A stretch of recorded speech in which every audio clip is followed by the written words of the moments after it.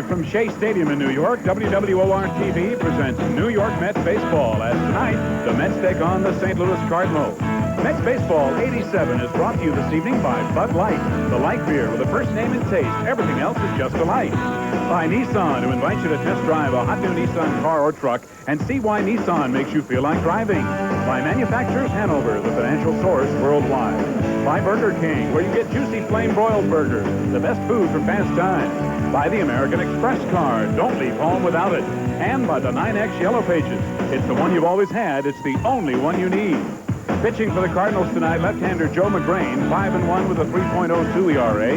And on the mound for the Mets, left-hander Sid Fernandez, 9-4 with an ERA of 3.17. Well, hi, everybody. I'm Ralph Kiner, along with Tim McCarver, Steve Zabriskie, and Rusty Staub, all set for the third game of this three-game series with the Cardinals. Each team has won one. The Cardinals going with their young left-hander, Joe Magrane, and he has had a sensational start. He won his first game ever in the major leagues against the New York Mets. And going for the Mets, a very good left-hander. Sid Fernandez, who's 9-4. He's second in the league in wins and third in ERA. He is just having a super year. It should be a great matchup. Two good left-handers. And now let's go down to Steve Zabriskie. He's got something special. Thanks, Ralph, and hi, everybody. Darryl Strawberry is not in the lineup again tonight against the Cardinals. Lee Mazzilli will take his place in right field. And Lee Mazzilli has been very critical of the fact that Darryl Strawberry has not played the last two nights.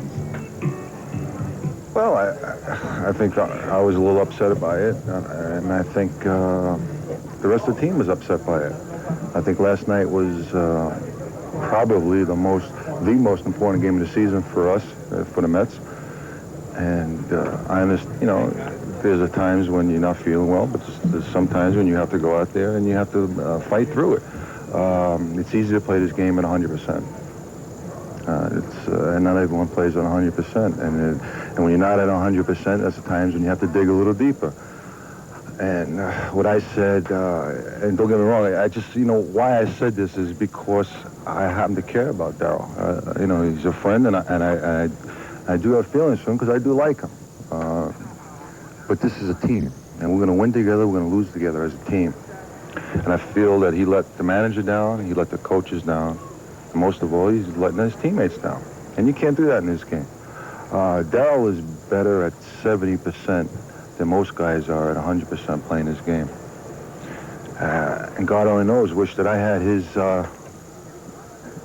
you know, God only knows, I wish I had his talent to play this game. I never will have his talent to play this game. But I know one thing, I know my teammates are going to know that I'm out there giving 100%, and the fans are going to know I'm going to give 100%. We're going to be a little short by him not playing. Like I said, because he has that kind of talent. But there's times in the season where you have to go out there and you have to battle through things. Keith Hernandez yesterday spent 4 or 5 hours giving disposition for his divorce case. He's not 100% mentally to play this game. He went out there and played. Wally Backman is not 100%. He has a full hamstring. He went out there and played last night. You had that kid Keith Miller who had a separated finger or whatever, dislocated finger. He went out there and played. That's all we ask. We ask this as a team. That's all I'm saying. And when I say this, and I don't mean this, you know, if he's going to take it wrong, hey, he's got to take it the way he wants to accept this. But I'm saying this as a caring friend. I'm saying this because I want him to understand. We need Darryl to play every day to win. Lee Mazzilli expressing what he believes is the opinion of the 23 other players on the team as well. And we'll be right back with the start of this final of a three-game series between the Mets and the Cardinals here at Shea right after this for Bud Light. Thank you very much. Lloyd Lindsey Young has cleared things for us. However, it is still raining lightly. Pete Flynn and his ground crew have done a marvelous job getting this field ready and protecting it from what rain has occurred so far tonight. Sid Fernandez is ready to pitch. By the way, Sid with a 9-4 record this year, a 3.17 ERA. There are only 4 pitchers in the National League with ERAs under 3. Keith Hernandez will be the first baseman. And at second base, Tim Tuffle. Timmy just off the disabled list today as the Mets sent Clint Hurdle down. Rafael Santana, the shortstop. Howard Johnson, the third baseman this evening. Kevin McReynolds in left field as you see the rain continuing to fall. Mookie Wilson in center. And in right field, Lee Mazzilli. Behind the plate, Gary Carter. And there's Sid Fernandez. And the numbers on Sid as he faces Ozzie Smith to lead off the ball game. Rusty Staub has slid in. Hi, pal. All right, Timothy. Fastball for a strike, 0-1. Let's take a little time here until Ralph comes up from doing his Kiner's Corner. Heard you out here all by your lonesome. Thought I'd come out and join you. Yeah, it gets lonely out here, man. 50,000 people, and I'm lonely. Another one fouled away. A lot of foul balls, of course, off of Sid Fernandez. Cardinals, a contact hitting ball club. As a matter of fact, they have struck out fewer times than any other team in the National League. 0-2 to Smith. That's a good shot, and it's raining pretty good, folks. Ground ball towards short, a high hopper for Santana. And he throws out Ozzie Smith, one away.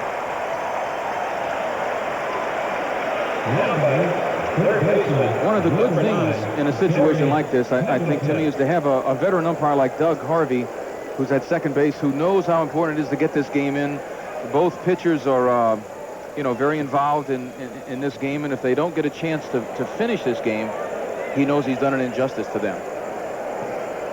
See the lineup there: Pendleton, Herr, Clark, McGee, Pena, Oquendo in right field this evening.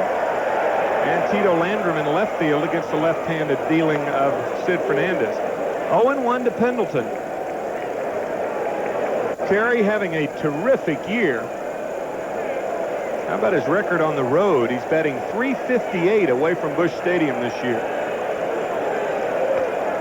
First ball of the game thrown by Fernandez. 1-1 to Terry Pendleton. There's John Tudor, left-handed pitcher who is recovering from a knee injury from that freak accident when Barry Lyons ran into him in the dugout in St. Louis. Swinging a foul tip, 1-2 to Pendleton.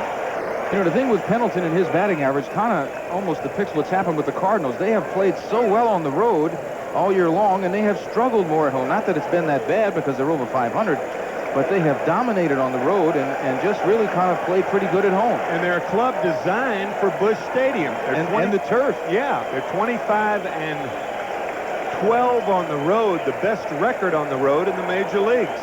Swing and a miss. Pendleton down. First strikeout for Fernandez. 2 outs. Sid just beats him on this ball. That's just a rare back and throw it as hard as you can, and Terry Pendleton could not handle it. Terry betting only .219 against the Mets as the first S of the evening is recorded. Tommy Herr having a year similar to his year back in 1985 when he drove in 108 runs. Not on the RBI pace that he was that year, but right around that 300 mark.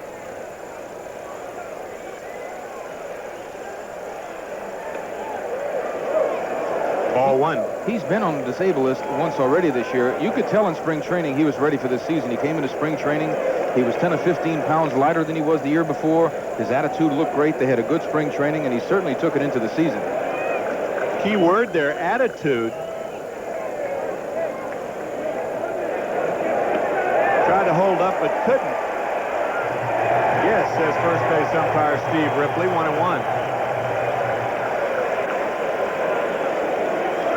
Well, Sid just throws it looks like a cut fastball right there. That ball really jumped. The ball just ate him up inside. He could not hold a swing up on that. Definitely was a swing.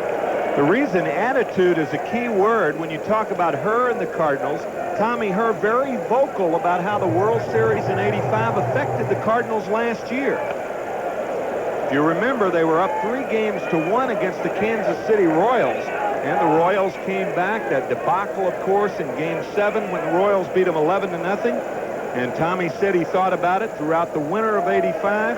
He came to spring training. He was still thinking about it, and he thinks the Cardinals were affected as a result all through the 1986 season. 2-2 to Herr.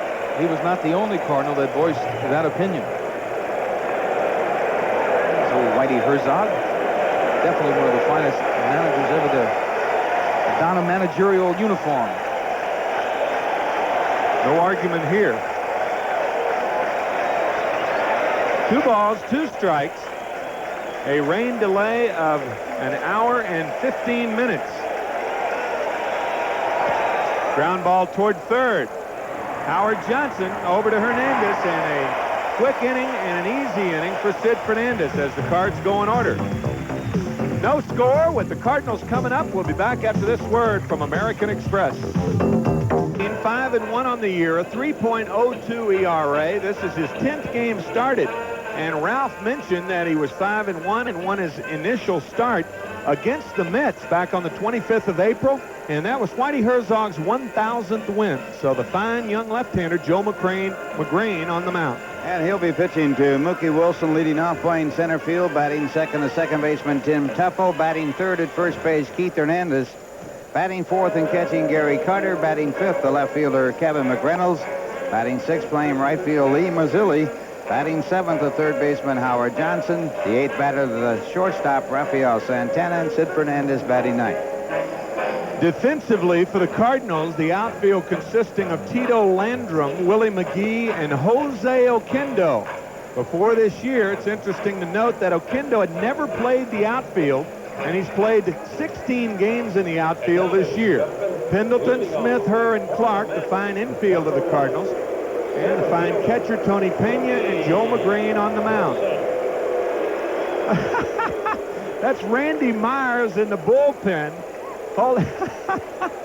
Now, Randy's got his own fan club back in Brush Prairie, Washington. And you can bet that's a trade-off. Bill Webb got in free into Randy's, and it's a vice versa deal. Oh, I am telling you. He hits everybody at one time or another. 0-1 to Mookie Wilson. Mookie having a fine year. 0-2. Mookie has hit in 6 straight ball games, batting .429 over that 6-game hitting streak.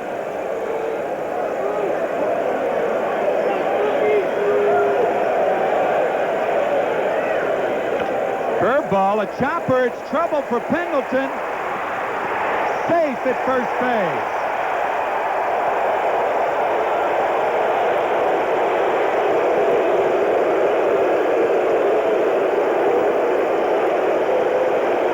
It's amazing the play was this close. Ball high chopper. Pendleton makes a good grab on it, shifts the ball very quickly and gets it off. Number 11. But Mookie with that great speed just beating the play. He now has hit in 7 consecutive ball games, and he was clearly safe. Ralph, I think Terry Pendleton slowly but surely making believers out of everybody. In my opinion, he's the best defensive third baseman in the National League now. That includes Buddy Bell. Tim Wallach, Gold Glover of a couple of years ago. Mike Schmidt, the Gold Glover of last year. A lot of very, very fine defensive third basemen in the National League. Tim Teufel, the batter, taken off the disabled list this afternoon as Clint Hurdle was sent back to Tidewater. And there goes Wilson. Grounder towards short. And Ozzie Smith makes the play, with Wilson, who had a super jump, going to second base on the hit and run. One away. First baseman, number 17. Keith Umpires this evening, Dick Stello behind the plate. At first base, Steve Ripley. Doug Harvey, the umpire-in-chief of this crew, at second. Jerry Davis over at third. Pena now going over to the Cardinal dugout. And it looks like he's going to tape his fingers up. The other night, he had similar problems. Sometimes those fingers get in the shadows of a catcher's legs, and a pitcher has a tough time seeing the fingers. So Gene Gieselman, the executive trainer of the Cardinals, applying the necessary tape. You'd think they'd have a scientific way to handle that with all the new gimmicks they got in baseball, but good old Johnson & Johnson comes through again. Make up for what they don't make on dental floss. That's got to be a lost leader if I've ever seen one. Dental floss. My dental floss. I've had it so long that it's turned back to cream color. It's gone full circle. Keith Hernandez, the batter. Keith batting .297 with 10 home runs. Strike one. You're watching Mets Baseball 87 on WWOR-TV, Secaucus, New Jersey. I'm Tim McCarver, along with Ralph Kiner, Steve Zabriskie, and Rusty Staub. Happy you've waited the rain out along with us. Fastball is tight, 1-1. Magrane 6'6", 230 from Des Moines, Iowa. Only 22 years old. As a matter of fact, he'll be 23 tomorrow. 6'6".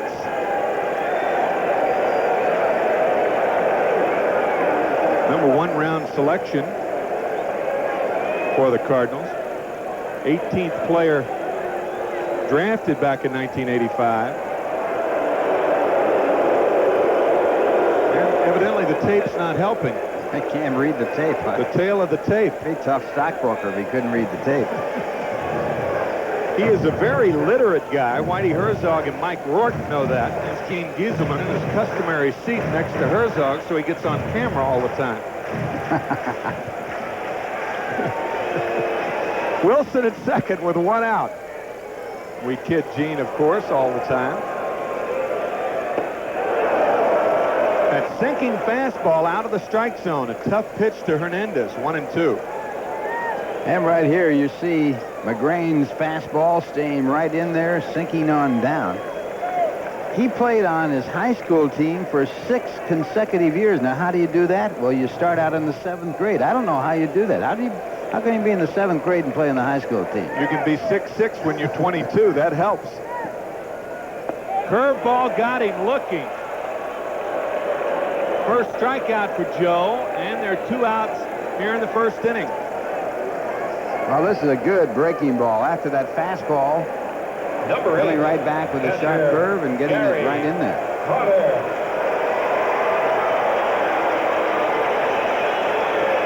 Gary Carter, the batter.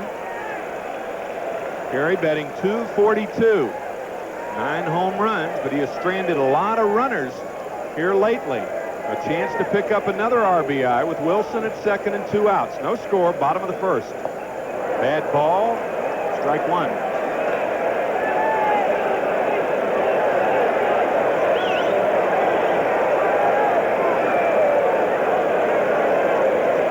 The Mets, by the way, 16 and 12 in the month of June. And Gary had his best home run month.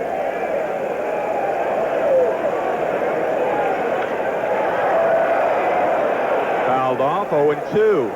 Mets were 11-9 in April. In May, they were 13-14, and then 16-12 in June.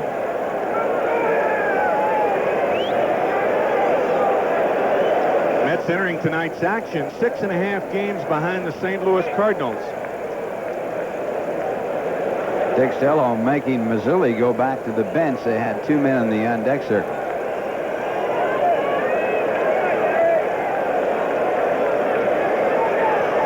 No balls, 2 strikes to Gary Carter with 2 outs and Wilson at second. Gets away from Pena and Wilson will advance. Well, he's there at third with 2 outs on the wild pitch by Magrane.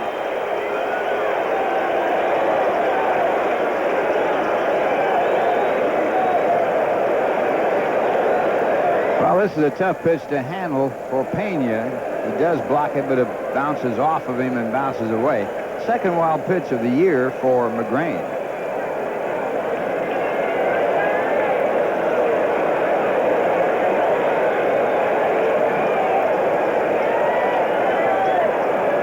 Ball and 2 strikes to Gary Carter.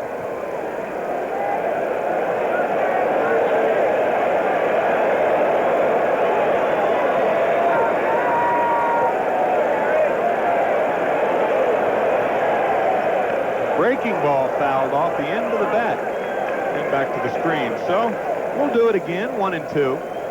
If you're wondering why we just are in the first inning It's because of an hour and 15-minute rain delay.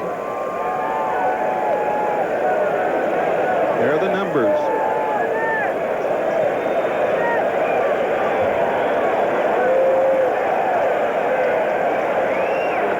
Breaking ball, a nice play by Pena. Boy, he's like a cat back there. 2-2 to Carter. Well, here's this pitch down low. Shifts over, gets it on the short hop, gets that body in front of the ball, does a good job saving a run.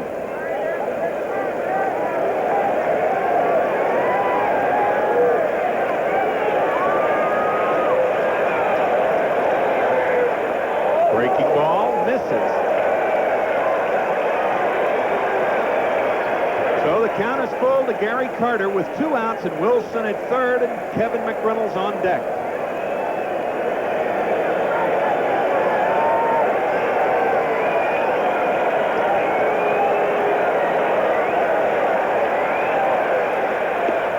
Fastball just misses. So Magrane walks Carter and the batter Kevin McReynolds. Well, it was a walk to Carter in last night's ball game. It got the Mets their final run.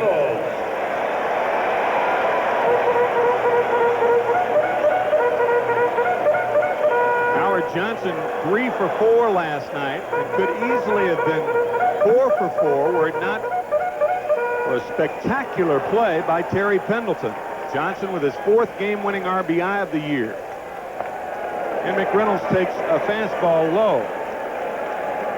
Kevin has hit Cardinal pitching very well, better than any of the Mets, as a matter of fact. He's batting .385 against St. Louis this year.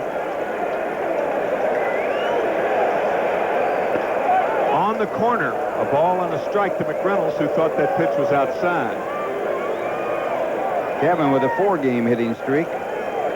Here's a look at that last pitch, a fastball just right in the perfect position. Another fastball right down Broadway. A ball and 2 strikes to McReynolds.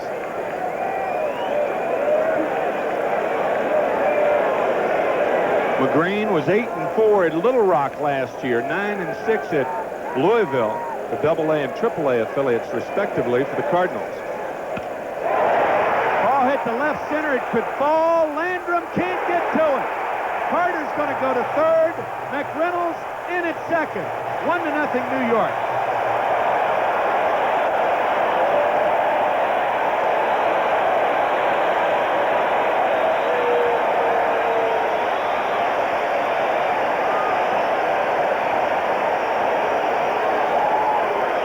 Well, right here, a real good swing. The ball is in on him.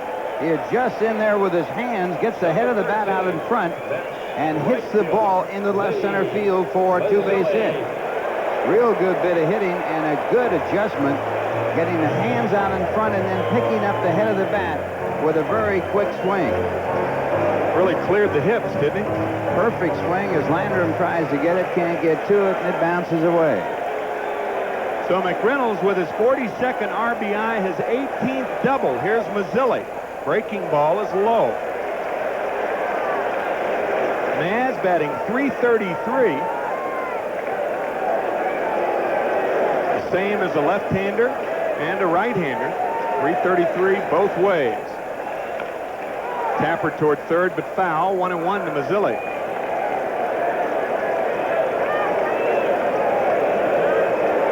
If you happen to miss our pregame comments from Mazzilli, interviewed by Steve Zabriskie before the game, and criticism of Darryl Strawberry for not playing in last night's ball game, Darryl had a chance to go on and rebut the remarks by Mazzilli, but he opted not to, as Oquendo, the right fielder, goes back to make the play. 1 run on 2 hits with 2 left after 1-0 New York. We'll be back after this word from Manufacturers Hanover.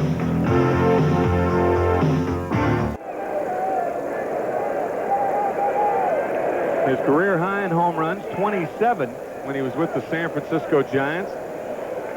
Leads the majors in runs batted in. Change-up on the corner, 2 balls and a strike.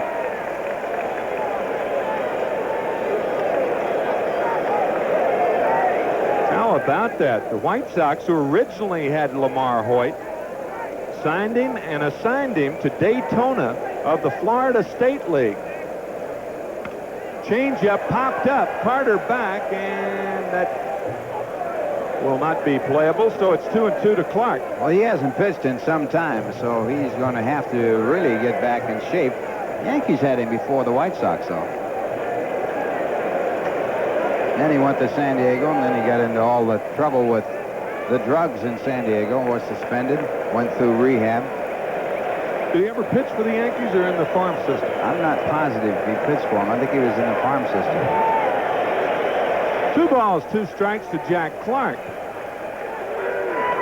Fastball high, 3-2. One of the interesting things, Lamar Hoyt now going to Daytona Beach in that ball club down there, owned by Jerry Vale and Blake Cullen. Jerry, of course, the crooner. As Clark goes down on strikes, 4 in a row retired by Fernandez. 1 out here in the second. Number 51. Well, Sid, with a good blazing fastball here, just overpowers Clark, and that's not easy to do. Clark might be the best hitter in the National League. Jams that Hellman in there, and Willie McGee the batter. Willie's 5th in the National League in RBIs with 56. Strike 1. He's been on a tear with the RBIs, 34 runs batted in his last 37 games.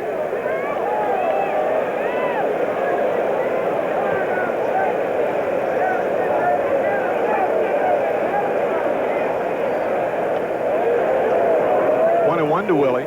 Blake Cullen, speaking of the Daytona Ball Club, he is the partner of Jerry Vale. They own the Daytona Club.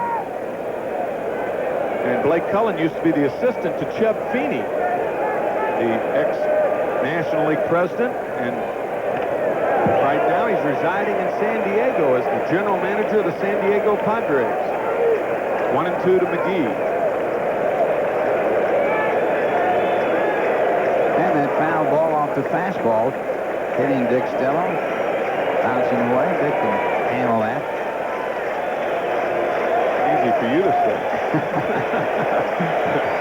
A lot easier. 2 balls, 2 strikes to McGee. Fernandez, the pitcher of the month in April. That was the 2nd consecutive April that the Mets had pitchers of the month. Dwight Gooden was the pitcher of the month in April in 1986. Outside, 3-2.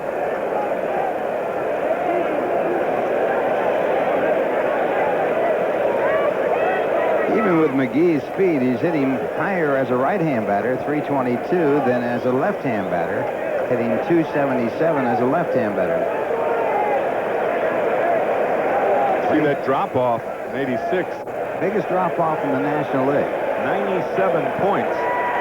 But he's back to that form of a couple of years back. A lot of knee problems curtailed his activity in 86 as he fouls one back. Still 3-2 to Willie. 1-0 New York, top of the second.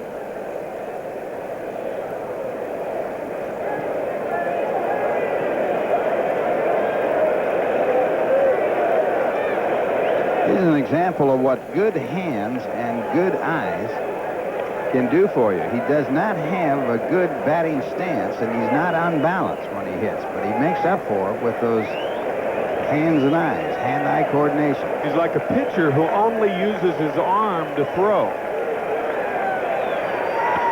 Ground ball in the hole. Johnson off the glove of Howard Johnson and into left field, and the Cardinals have their first base runner.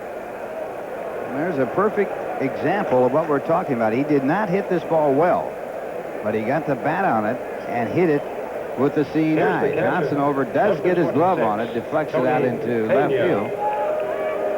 And McGee not running hard down the line. He had a shot at the double, but he does not run hard. Ball rolling into shallow left field. It's wet out there. Well, he did hammer a ball off of his foot, his left foot, in batting practice 2 nights ago. And he played a spectacular center field in game 1 of this series, a game won by the Cardinals 8-7. Made a dynamic catch of Gary Carter's liner. And in injured that knee, or re-injured that right knee, so he is not at full speed. As Mookie Wilson over to make the catch off the bat of Tony Pena. 2 outs. McGee remains at first, and the batter Jose Oquendo, and what a story he is this year.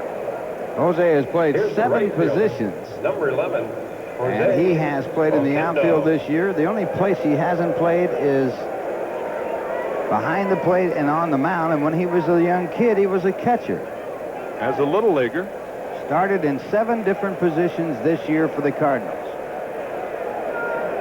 Kevin Mitchell, if you remember, started in 6 different positions last year for the New York Mets. Fastball was high to Cheito. Cheito in Spanish means Little Joe. He's swinging the bat like Cheo. Cheo means Big Joe. Gets away from Carter, and McGee's going to go to second.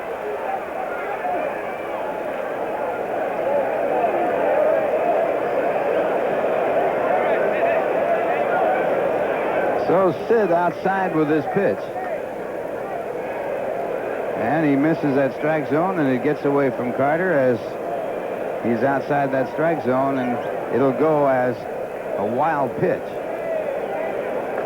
That's only the second wild pitch of the year for Fernandez, and you can understand why, because very few of his breaking balls are in the dirt, and he throws a lot of high fastballs. 2 balls and no strikes to Jose Oquendo. 2 outs, 1-0 New York, top of the second. Ground ball to short. Sunday hop for Santana, and he throws out. Jose, no runs ahead, 1 left. After 1.5, it's 1-0 New York, and we'll be back after this word from Nissan.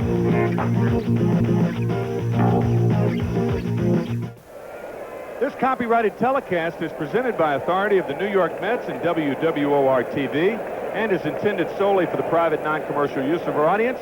Any publication, reproduction, retransmission, or other use of the pictures, descriptions, and accounts of this game without the express written consent of the New York Mets and WWOR-TV is prohibited. And here, with the pictures, descriptions, and accounts of this game, Ralph Kiner. Okay, Tim McCarver, and once again, hi, everybody. Howard Johnson will lead it off for the Mets. Howard with the game winner last night.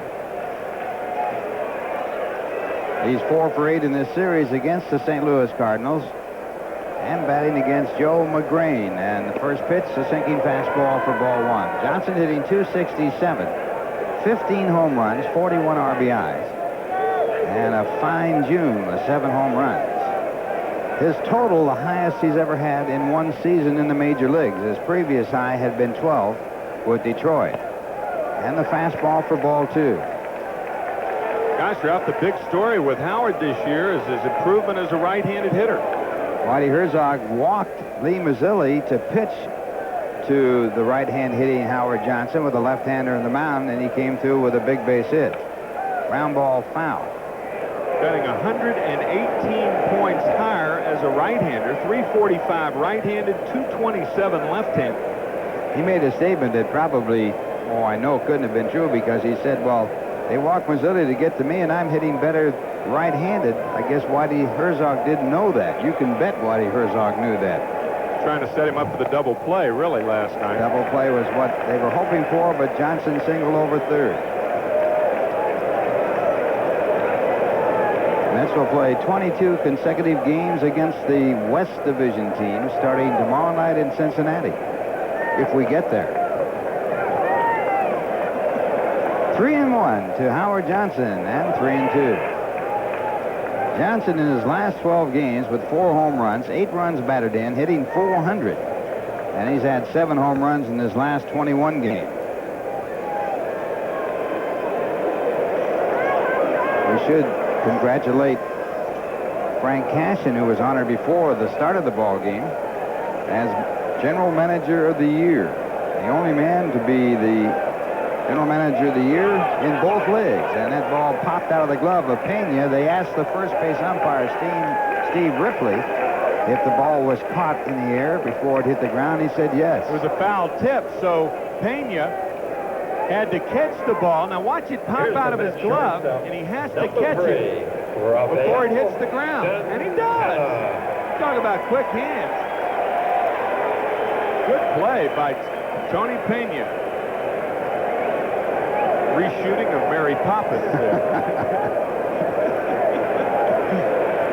Did you ever play that game where they take a dollar bill and hold it and you try to catch it with your thumb and forefinger before it goes by? That's a pretty good test of reflex. For guys with good hands. And a ground ball by Santana to the second baseman, Tommy Herr, and Santana is out. Raphael hitting .261 before the out with 4 home runs, 23 RBIs. Number 50. Mets leading 1-0 on a run in the first. Now Sid Fernandez the batter. Sid hitting .207 for the year with 6 base hits. He has driven in 2 runs.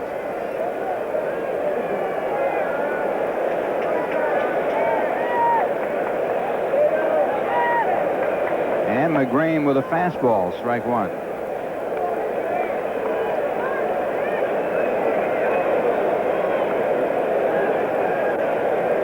Again, the fastball, strike 2.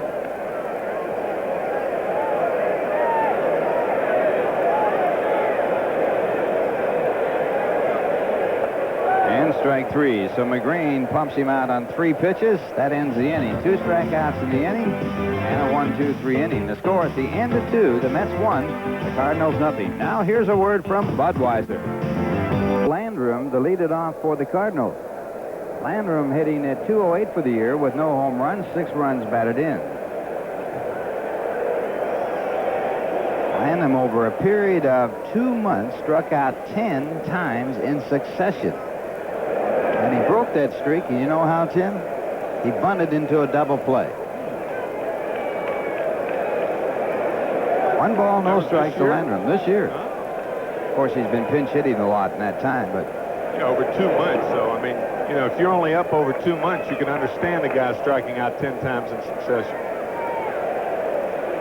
Eric Davis almost did it in 2 days. He struck out 9 times. 2 balls, no strikes to Tito Landrum.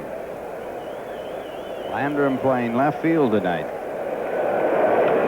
And he fouls off a fastball, 2-1.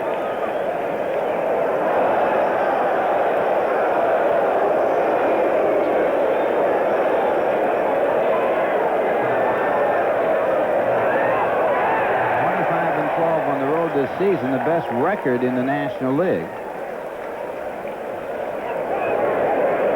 And the fastball missed, 2-2. The Mets, on the other hand, 22-15 at home. They're second in the National League with the home record. Second to the Houston Astros.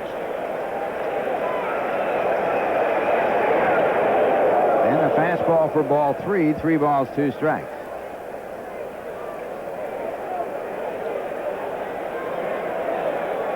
Starting back on May 25th, the Mets had a span of 33 scheduled games out of 46 on the road. They are 21-13 on the road in that span and 9-3 at home. And this ball hit out to left field. McReynolds drifting back.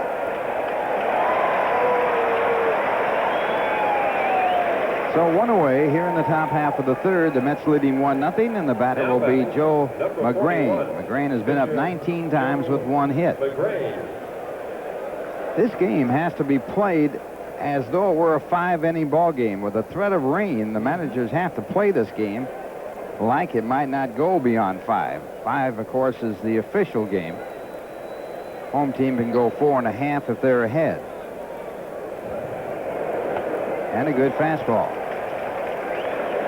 So if the Mets get a runner on, for instance, with nobody out in the bottom of the third, where normally you wouldn't bunt in the 3rd inning, you'd have to play it like the 3rd inning or the 7th inning with a 1-run lead and go ahead and bunt the runner over, try to extend it to 2 or more.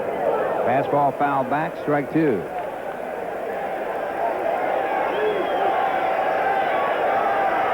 And it's been raining lightly here ever since they started this game. Doug Harvey, the crew chief, is a man who will play ball games in the rain.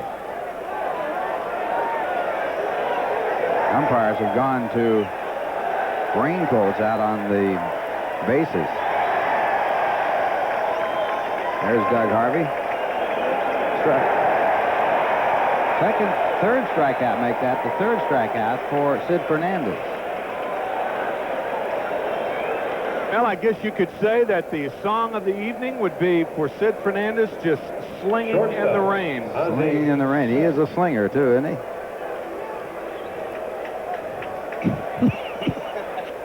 Bill Webb not thinking highly of that play on words, going immediately to the unicorn in the stands. Meaning that there was a very corny joke. Ozzie Smith, the batter. Ozzie grounded out to the shortstop his first time up. Ozzie bringing a 7-game hitting streak into the game, batting .414 over the 7 games. That's one good use for a tongue depressor right there. The only one. It's the only time it's used that it doesn't make you gag. And Smith takes the fastball. It is interesting when a doctor puts a tongue depressor down your mouth and says, say, ah, that's all you can say. Can't say stop, can No, you? you can't.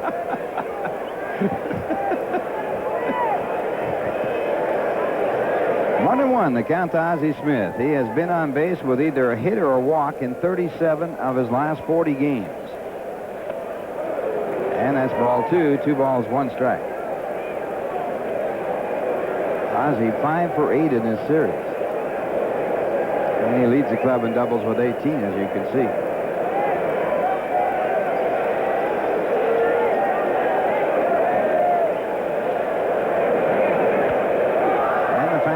Fouled away. 2-2, the count to Ozzie Smith. Ozzie, one of the toughest to strike out. He struck out on an average of 1 time every 23.1 at bats. He and Jose Oquendo about the same. Oquendo 1 time in every 24.1 time at bats.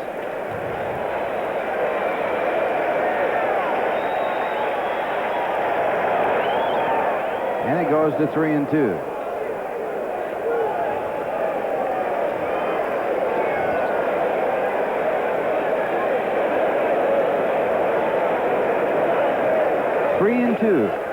Mets leading 1-0, 2 men out, top half of the third.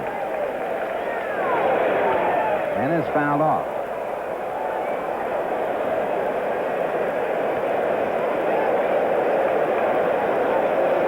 Ozzie hitting .207 against the Mets pitchers this year, in spite of his 5 for 8 in this series.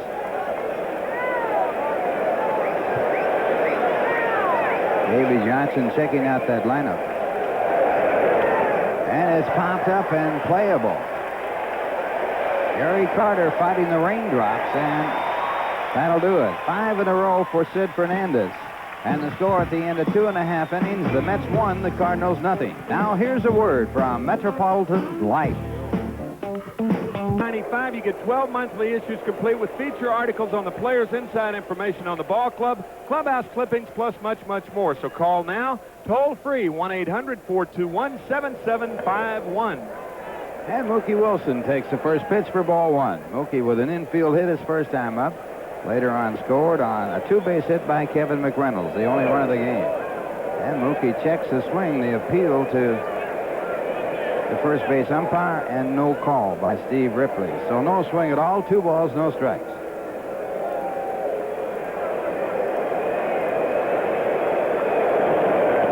And 3-0. Mookie now has hit in 7 consecutive games. 10 hits in his last 22 at-bats. Strike call, 3-1. Joe Magrane with a record of 5-1 and one of those victories over the Mets. That was his first major league start.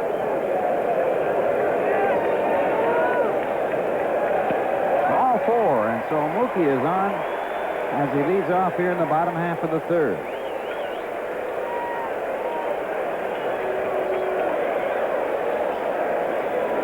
So Whitey Herzog, second baseman, Tim. seeing Magrane's second walk in this game, and it brings up Tim Tuffle. Tuffle on a hit-and-run play moved Mookie down to second base in his first at-bat.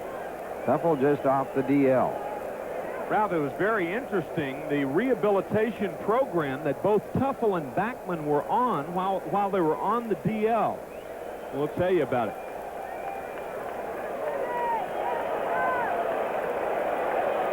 Here goes Mookie, and the pitch is taken. The throw down to second, not in time. And an interesting stat on Tony Pena. Pena, who was noted for being a fine thrower, is having a terrible year. Well, that's because the pitchers aren't holding him on. He's throwing the same way he did with the Pirates. He's still got the same arm. But you got to get help, and when you don't get help, this is what happens. He had no chance to get Wilson on that. He has thrown out only 3 runners of 27. That is a 12% mark, and of course, as they always say, at least all the catchers say, that the bases are stolen on the pitchers. Well, not only all the catchers say that either. All you have to do is watch a long windup or a long stretch, a long delivery like Magrane has, and a catcher has no chance with a guy like Magrane on the mound. So the Mets with a runner in scoring position to count 1-1 on Tim Tuffle. Before Tuffle was shut down, he had been on a hot streak, 3 home runs in his last 6 games. Interesting enough, Tuffle had a hamstring on his right leg, and Backman, who platoons with him, had a hamstring pull on his left leg. So they utilized the platoon system once again. Which brings us back to that rehabilitation program. It's a program called Plyometrics. It's what Keith Cedro, the flexibility and strength coach of the Mets, told me. Line drive, base hit. It'll be extra bases. Wilson scores easily, and Tuffle in the second with a stand-up double, and the Mets lead it 2-0.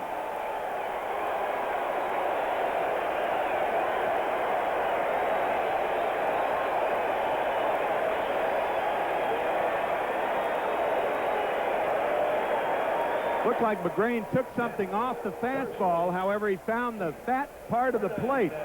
Tuffle, an inside pull hitter.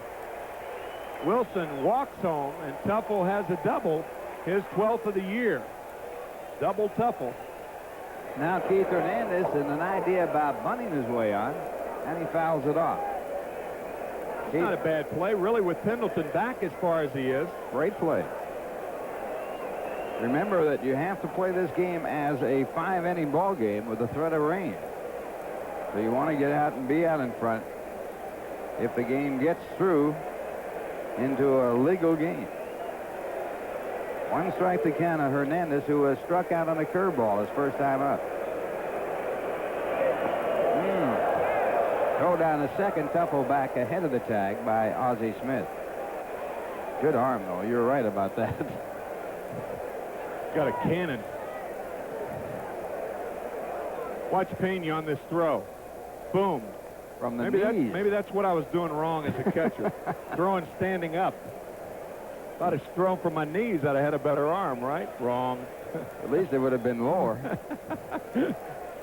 Anyway, that plyometrics, as Keith Cedro was telling me, is a series of movements that includes running backwards, hopping. Wally Backman had a great line. He said, you got to do it alone. You look so foolish. But Backman said that it was the hardest work he's ever done, including any time during spring training. It's a 3-hour-a-day program. And both he and Tuffle were on it. And what brought it up, really, I was listening to a Cincinnati broadcast about a month ago, and Johnny Bench said the reason basketball players don't have pulled hamstrings is because they run backwards. You never hear of a basketball player with a pulled hamstring.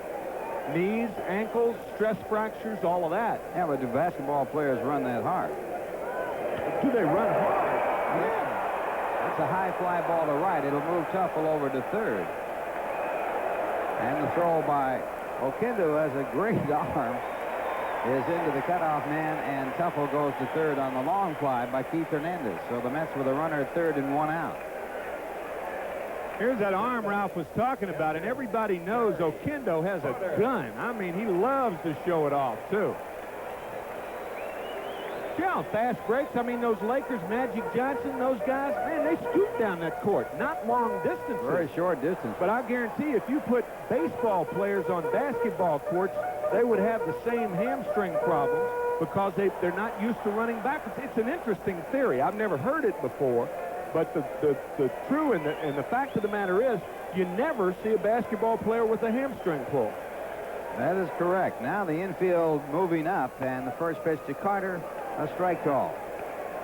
Ozzie Smith at shortstop does an interesting thing on this play. He starts out at fairly deep shortstop, and as the pitcher goes into his windup, he moves up.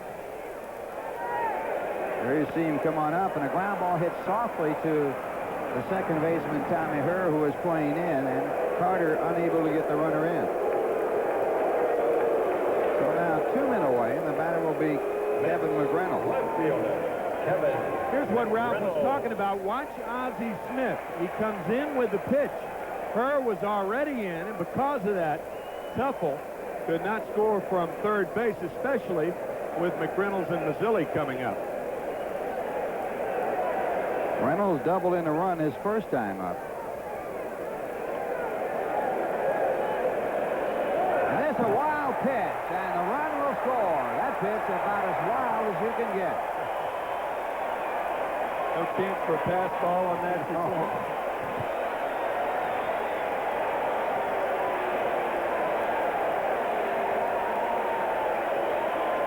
Well, in fairness to Joe Magrane, sometimes your uniform is so wet there's no place to dry off. The rosin bag's wet. It appeared this ball was just wet. Otherwise, how do you make a pitch that wild? So the Mets get another, and they lead by a score of 3-0. Heard of slip pitches, but that's really one. That, I think, was a curveball. Just slid out of his hand, as Izzy Dean would have said. And as usual, Waddy Herzog just unperturbed on the outside. Also right next to him, Red Sheendies, who has about the same demeanor. High pop up, and the second baseman, Tommy Herr, making the call. So the catch is made, but the Mets get 2 runs on 1 base hit. And they lead none in the score at the end of 3. The Mets 3 and the Cardinals nothing. Now here's a word from the Daily News. I'm talking to Ozzie Smith. And as we look at that picture, a man who has seen a few wild pitches in his lifetime, Rusty Staub, steps in. Hi, Ralph, good to be here. That was an unusual chunk to the plate. I think Timmy was exactly right when he said his hand just had to be wet. That ball just flipped right out of his hand. So we're going to the top of the 4th. The Mets leading 3-0. It is raining here at Shea. And, of course, the weather report is not good. And the Mets hoping, as they stand right now in front, get in 4.5 innings. Well, knowing Doug Harvey, as I said earlier in the game, having someone with his experience, he is not going to let this game just go 5 innings and then call it. He's going to try to get the entire game in if it's possible, especially with the 2 clubs that are playing this game right now, the Cardinals and the Mets, who are going to be vying for the championship throughout this year, I personally believe. Doug Harvey's going to really have the final say on if this game is called or not, if it just continues to rain or picks up and starts raining harder. There are some who say he has a higher authority. Well, they call him the good Lord and God and everything else, and he has a certain demeanor. And I'll tell you what, in all the years that I've been around the game of baseball, no umpire has earned the respect of the players anymore. As equal to, yes, but no more than Doug Harvey. And I have always felt that he's one of the umpires that always cares, the entire game. And I like that. I agree with you. He is a dedicated umpire, dedicated to perfection. Now it's Terry Pendleton to lead it off for the Cardinals. He moves into bunting position, takes for ball 1. Pendleton was struck out his first time up. That's 3 runs on 3 hits. The Cardinals have no runs and 1. 1 base hit. And again, Pendleton taking. And now I wouldn't be surprised that the Cardinals tried to delay him as much as they can here. Well, starting the inning off, I would think that's not a bad move. You're trying to get a base runner on anyway. He throws a ball the first pitch. You might as well make him throw a strike. I don't know if anybody has a walkie-talkie into the big guy in the sky about how much it's going to rain, though. And the fastball fouled away, so the count is 1-2. Hamilton has been on a hot streak, but coming into the series, he has been shut down. He is 0 for 9 in the series.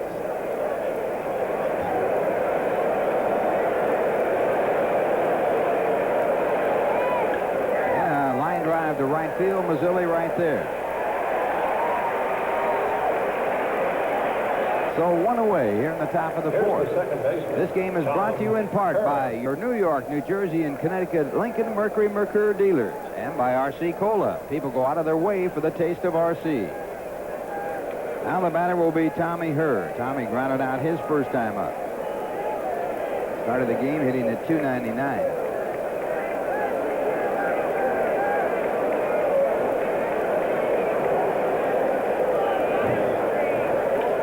Fastball hit the left. McReynolds is there. And he puts it away. 2 men away. That'll bring up Jack Clark. Clark was struck out his first time up. Doug Harvey, who is the crew chief, an outstanding announcer, one of the best, outstanding umpire, one of the best in the game, if not the best. His 26th season umpiring in the National League. One of the oddities of last year, the Mets and the Houston Astros were both in their 25th anniversary year. It was Doug Harvey's anniversary year when he umpired behind the opening day of the playoff series. And Clark gets a fastball for ball 1. 25 years the Mets, 25 years the Houston Astros, and it was Doug Harvey's 25th year. That's amazing. Somebody with one of those numerologists or whatever would go crazy on that. And another fastball for ball 2. 2 balls, no strikes.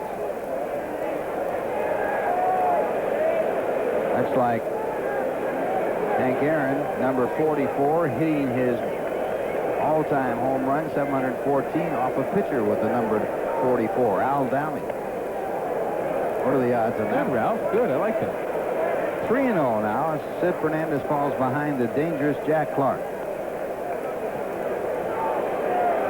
Clark with 72 runs batted in. That leads the National League. 23 home runs, one back of Dale Murphy. Second in slugging. Fifth in on-base percentage and a strike call. And he is second in walks. And I said this on Friday, and I absolutely mean it when I was talking with some of the people around town here, that this is the most intimidating hitter in the National League, in my opinion. And he now has picked up another walk. That is his 63rd walk of the year to tie Dale Murphy. The Nissan National League scoreboard in the top of the 7th inning. The Phillies over the Pirates 9-3. 1-0. The Cubs over the Expos, bottom of the 9th. Expos last chance. A final. The Braves 8, Giants 3. And 3-0. The Astros over the Reds in the 6th. And later tonight, the Padres in L.A. Cincinnati leading Houston by a game and a half in that Western Division of the National League. San Francisco in third place, 4 games back. Willie McGee, the batter. Willie with a single, only hit for the Cardinals, and he takes the fastball for ball 1. That walk by Sid Fernandez, his first in this game.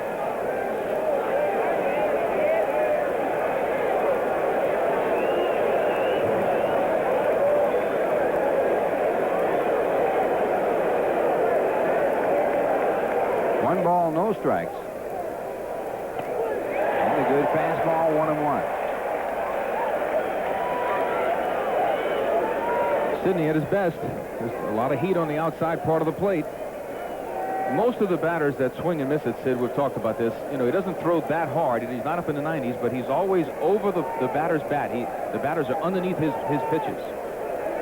And another one where the bat was underneath the ball, fouled straight back, 1-2. Magrane, that's pitching with the Cardinals tonight, is another one of those guys. He's not an overpowering guy. He's up in the high 80s, but he's real fluid. He doesn't have that real awkward delivery that Sid Fernandez has, but he throws the ball by hitters because of the smoothness of his delivery, as Sid, the power and the awkwardness of it. 1-2, and another one fouled away. Magrane, of course, 6'6", so his release is a little bit closer to the hitter. And that ball hard to pick up because of that. Sid Fernandez hides the ball, slings it up there. I'll tell you, the curve ball that Magrane struck Keith Hernandez out with the first time up, nobody can hit that pitch if you're a left-handed hitter. I don't think. That was one of the best curve balls I've seen this year. Again, 1-2 the count to Willie McGee.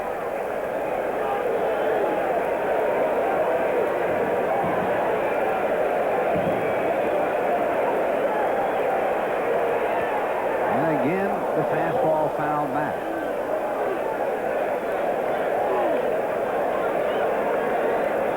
McGee in this series has had 4 hits and 11 at-bats. You see him reaching for that pine tar. The one thing a hitter wants in this rain is to be able to have control of that handle so that there's some stickiness there so that he can, hold on to the bat and make it move when he wants it to. If it's real wet and it slips, you're really in trouble. Again, the 1-2 pitch. And a breaking ball. Did he swing?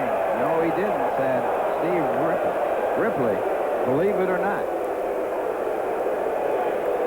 They can believe it. Wow. Sidney, that's an awfully good breaking ball. I think that's a good call. I don't think he swung at that. Do you, Ralph? Well, no, I really don't. He got the hand stopped pretty well there. The thing that really threw you off was so much body motion on it.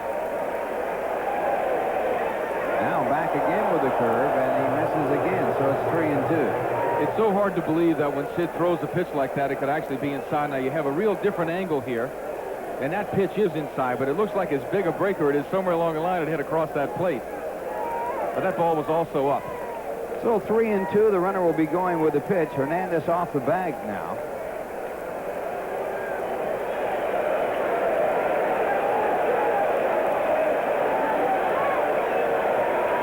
And the runner goes, and the ball is again fouled back.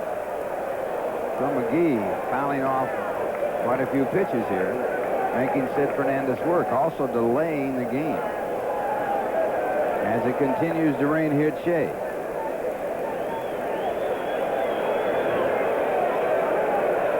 It hasn't gotten much harder. It's just been kind of steady, the rain.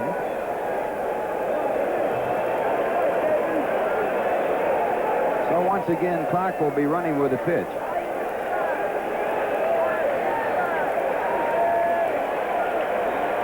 And McGee fouls another.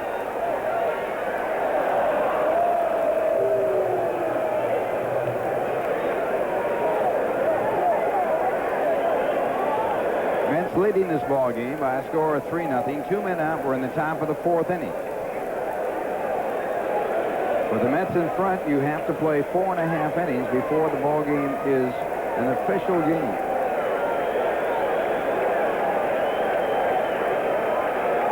Once again, the 3-2 pitch, and it's drilled down the right field line. The ball is by Mazzilli.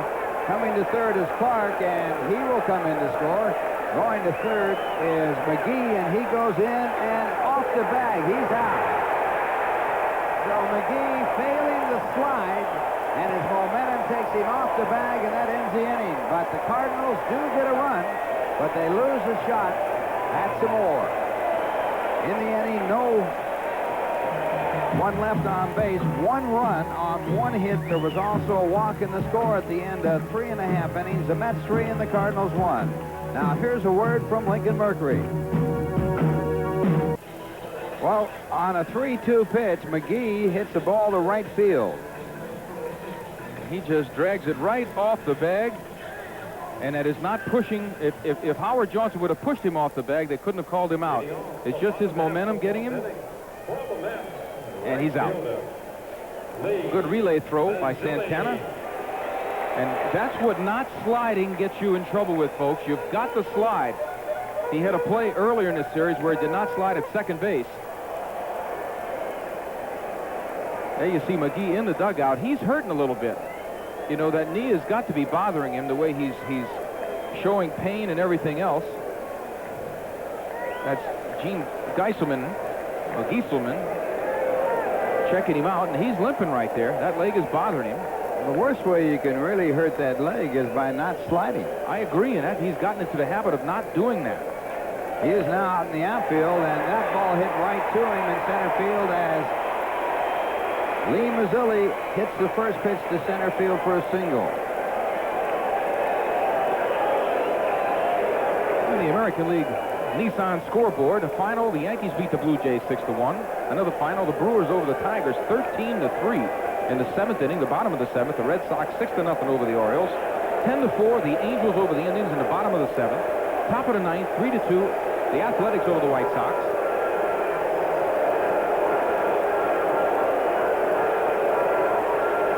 And there is some kind of a controversy here right now. And Whitey is aggravated. And I don't know exactly what it is. I think he's probably talking about the mound.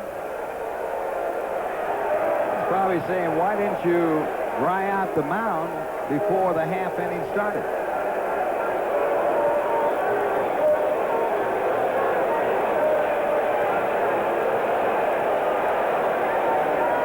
Now they're going to do the work on the area around home plate as the rain continues to fall here at Shea.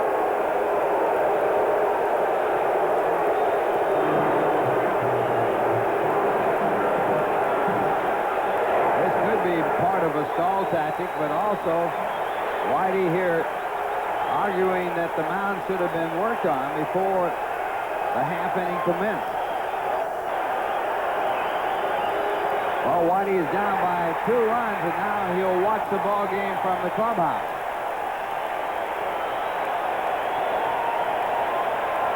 Whitey kind of pushed that. No matter how correct he thinks he is, in that stuff, the turfus, as they call it, should have been put on the mound at the start of the inning. A lot of times the umpire likes to do that after the complete inning is over, you know, so that both sides have the same advantage. You know, it's like turning the lights on in the half inning. That's just one of the things they try not to do. Magrane complained, I guess, after the hit, and they looked at it and they decided they were going to put some turfus on. Whitey went out and vehemently discussed that with Doug Harvey, to the point where Doug Harvey took it for a while, told Whitey he had to get off the field, to stop talking to him. Whitey said, wait a minute, I want to clarify one more thing. And that was the last thing he had to clarify for tonight. Well, he can't lose by stalling, and he might possibly get the game called before if it rains much harder. In a situation like this, I'm telling you, Doug Harvey started this game, and this game is going to go a long time tonight. The rain has stayed steady. It hasn't gotten harder or softer at any time. And all I can tell you is, in my opinion, unless it really, really picks up, this game is just going to keep going on. Doug Harvey's going to do this as professionally as he can. No one's out there trying to hurt anybody, especially Doug Harvey.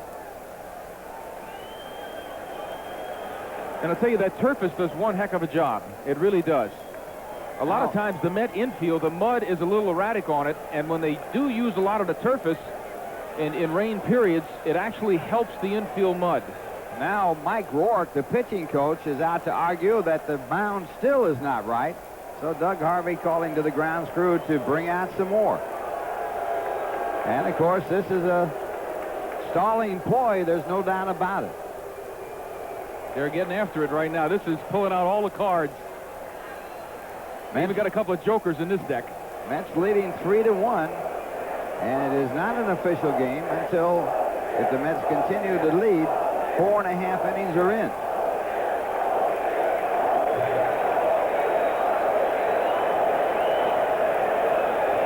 Davey Johnson. Right, in a minute here, we're going to get a check at the Nissan scoreboard. Those American League games that we did not finish before. As I was telling you, in the top of the 9th inning, the Athletics over the White Sox 3-2. The Royals 3-0 over the Twins in the top of the 5th inning.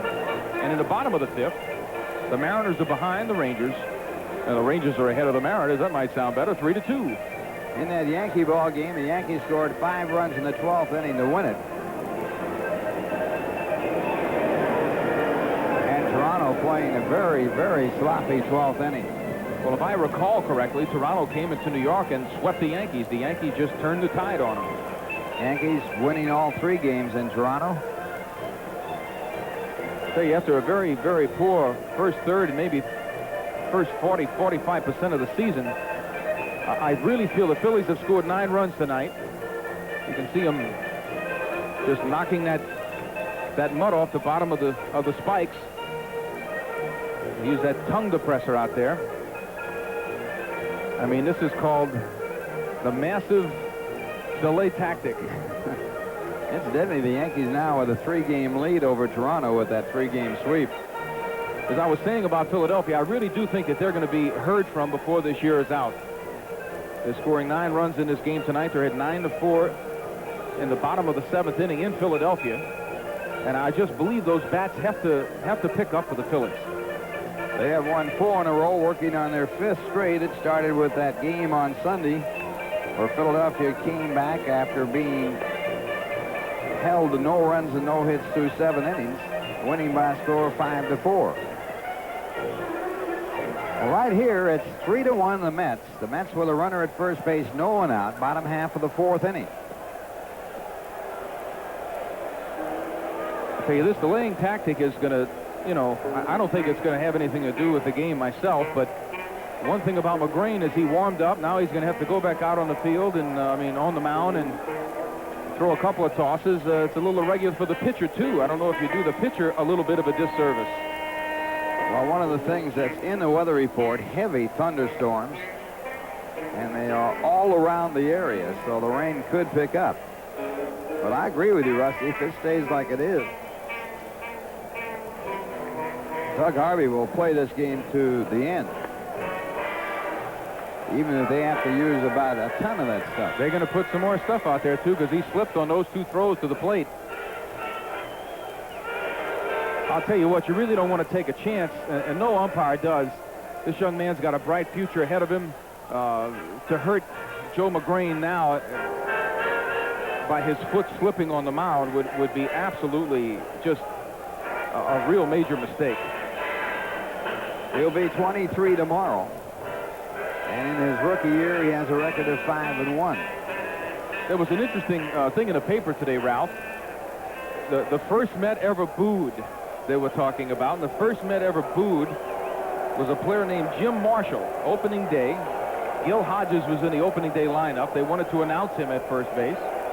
He had a tremendous ovation on opening day here at, well, it wasn't here at Shea Stadium. It was in the Polo Grounds. But he couldn't play. He was injured. So they wanted him to get the ovation, and after they gave him the ovation, they substituted Jim Marshall for him when they went out for defense in the first inning. And the fans booed Jim Marshall before he even had a chance to swing a bat or throw a ball. So for all you fans that are keeping records, Jim Marshall was the first Met ever booed, and he didn't even do anything to get the wrath of the fans on him. It was all downhill after that. Of course, Jim Marshall later on became a major league manager. He said if they'd give me a little time, I'd have given him an excuse to boo me. And there came the famous Marv Throneberry, infamous Marv Throneberry. Well, I've said this the other night, but it's really true. If there's any one thing that I look back at my career, well, they're gonna just make sure that they get a little water on the field tonight. Well, they're pounding that clay into that mound. And Davey Johnson has to... I tell you what, you got to give Whitey Herzog credit, because this is taking a long time, and the field is taking a lot of rain. It's absorbing a lot of moisture. When you look at it on your screen like that, folks, I'm telling you that it doesn't look like it's raining that hard out here by the naked eye. On the TV, it looks like it's raining harder than it is, but it is raining. So while they work in the mound, here's a word from American Airlines.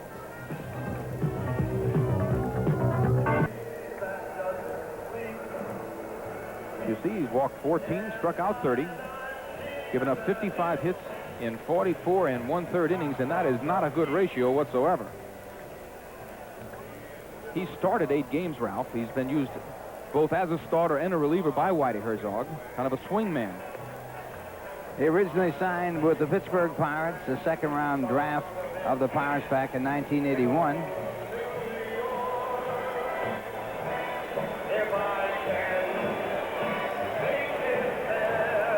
And here is Joe Magrane out of the ballgame. You believe that, Rusty? He's taking his bats. Well, you know, everybody has their own bats, and obviously he cares about his hitting. He's 1 for 20. Doesn't want his bats to stay out there and keep getting wet, I guess. That's dedication right there. So runners at first and second, no one out. Santana, the batter, and it's bounced out to short. Should be an easy double play. They get one and the other. So Tunnel throws one pitch and picks up 2 quick outs. Pitcher, Sid Fernandez. Well, as you said, Ralph, this is sure. Just a little flip, another flip. Just if you wanted to hit a ball, you might hit it a little harder and make it be an easier double play, but that certainly is absolutely no doubt about it. So a big double play by the Cardinals, and now the batter will be Sid Fernandez. Moving to third on the play, Lee Mazzilli. And Sid was struck out his first time up. Sid's got a little better chance against a right-hander. He doesn't really fare well against those left-handers. And he throws a breaking ball for a strike. He throws him a couple more of those. He's not going to fare well against a right-hander either. Tunnel has been out of the major leagues. He got his first win on May 17th against Cincinnati. That was his first win since 1985 in the major leagues. And he misses with a fastball. 1 ball, 1 strike. You see Magrane's pitches. 24 balls, 33 strikes. He K'd 3, but did not really have a really outstanding outing, obviously. And the breaking ball fouled back out of play, 1 and 2. The strikeout to Sid Fernandez last time up was his 15th on the season. That rounded him out at a clear 500 average on strikeouts. 15 for 30.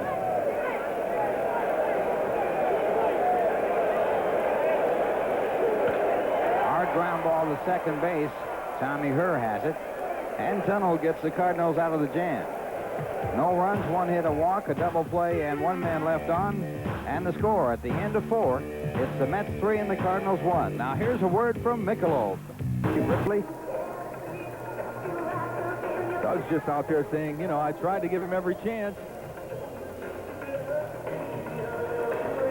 Doug Harvey ejecting Whitey Herzog when Whitey came out to complain about the mound being too slippery for his pitcher, Joe Magrane. Well, I think a manager has a right to complain for that. They certainly worked on the mound after the fact. I thought that was a good decision by Doug Harvey. And it obviously was a very good decision on the part of Whitey Herzog to have them do that. And if any team has ever worked on delay of the game, the Cardinals have featured it tonight. It reminded me of the old days when they had curfews on Sunday in Pennsylvania. You see all kinds of tricks pulled. Pitchers rolling the ball up to the plate on the ground so they could walk the batter. Batters swinging at pitches that were obviously pitch outs. All kinds of tactics that were used in those days with a curfew when you couldn't play beyond, I believe it was 7 o'clock. Strike 1, the count to Tony Pena. And the fastball for ball 1. 1 ball, 1 strike. That phone call was to the bullpen, and someone is getting up, getting ready to throw. They're working down to the pitcher's position in the batting order. And ball 2, 2-1. Change of pace that time by Sid Fernandez to Tony Pena. Pena flying out to center field his first time up. Now Pena's trying to get the mud out of his cleats. Well, we talked about they might try to get the dugout around the home plate area fixed up too here. Mets leading 3-1. To make this an official ball game, the Mets would have to get the Cardinals out and have them behind the Mets. Get them out in this half inning. And that ball 3, so it's 3-1 to Pena. Well, the most important thing for Sid Fernandez is not to try to rush himself to get this in. He's got to pitch his own game right now. And ball 4, so that puts a time run at the plate. Sid walking his second batter. It's Pat Perry warming, as you see, in the bullpen for the Cardinals. As I said, one of the things that you can't do when you're a pitcher in these rain situations is let the situation intimidate you. You have to go out and keep your same rhythm, do everything that you would normally do. You don't want to waste any time. But if you try to rush yourself, you can get yourself in trouble.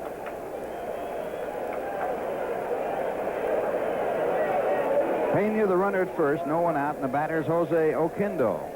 Jose grounded out to short his first time up. And he squares and takes for ball 1. So now Sid Fernandez having some problems with his control. You see, he's only struck out 7 times. Ozzie Smith being one of the more difficult people in baseball to strike out. We'll get to that in a second. Ball 2, 2-0. Ozzie Smith has only struck out 14 times this year coming into this game in 324 at-bats. That's 1 every 22.1 times to the plate. That's good bat control.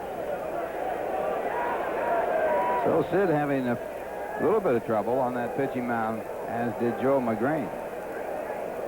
He gets a strike. 2-1. In a situation like this, it's almost mind over matter. You can let it psych you out a little bit. Interesting story about Oquendo. He was a switch hitter, and he gave it up. He quit batting from the left-hand side. You know what he's batting as a left-hand batter now? Went back to it. 343. High fly ball to left field. It's in foul territory.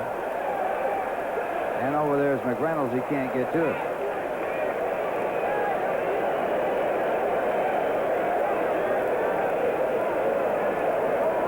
So the Mets trying to stay in front and hoping to get the Cardinals out. And then you've got an official game, and you can play this game normally. When it's an official game, not only does the gate count, but the win and loss count. But I think we're going to see a lot more innings coming here, Ralph. I don't think you're going to see this game be called quickly at all. No, they will not call it if it continues like it is.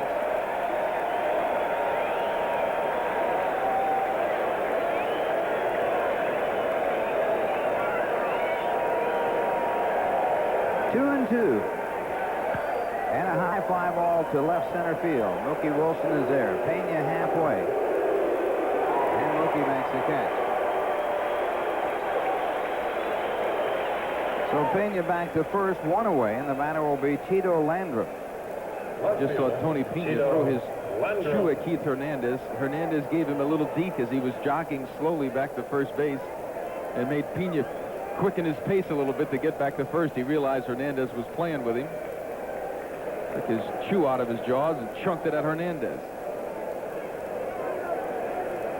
Landrum flat out to left his first time up, and the fastball for ball 1.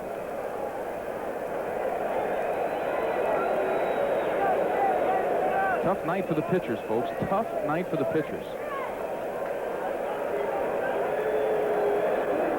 No picnic for the hitters either.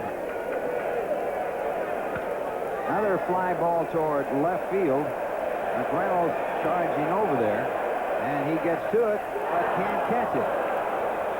So McReynolds shined off at the last minute and unable to glove the ball. One of the best things to do, if it's possible in those situations, is to get to the wall quickly. He's looking at it all the way. He checked his wall. It's just really almost impossible for him to play that, especially as wet as it is. You're so afraid you're going to slip and fall into that really hard wrought iron or whatever it is down that fence. That screen on the stands will kill you if you hit it hard. Also, he's looking up into that rain, and that rain's coming down into his face. So the ball falls, and no error charged. And Landrum with a count of 1 ball and 1 strike.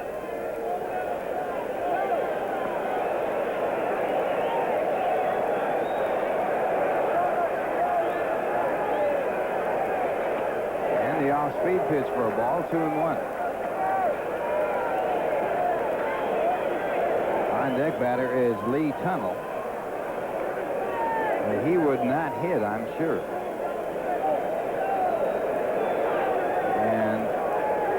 May not hit at all. Especially if Landrum does something at the plate to get on base. And that ball fouled off 2-2.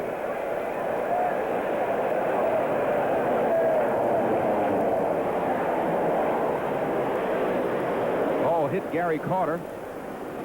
He's taken his lumps this year. That's Steve Garland, the trainer, checking Carter out.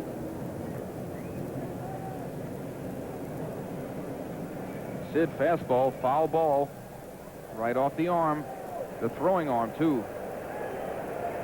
Looked like it hit him in the forearm, Ralph. Well, he has been beat up this year. It's a little nasty out there, folks. This is when you got to bring out the long spikes.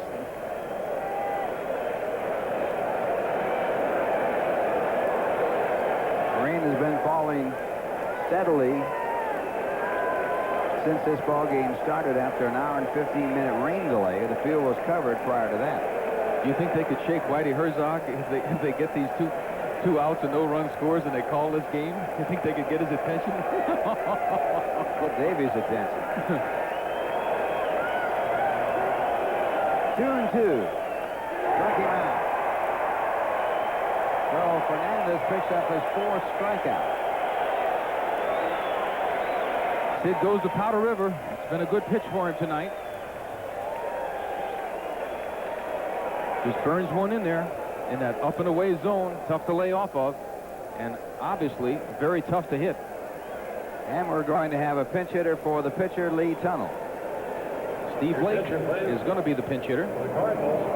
The backup catcher for the Cardinals. Blake on the year is hitting .271. As a pinch hitter, he's 2 for 7. So he's got 1 home run and 13 RBIs on the year.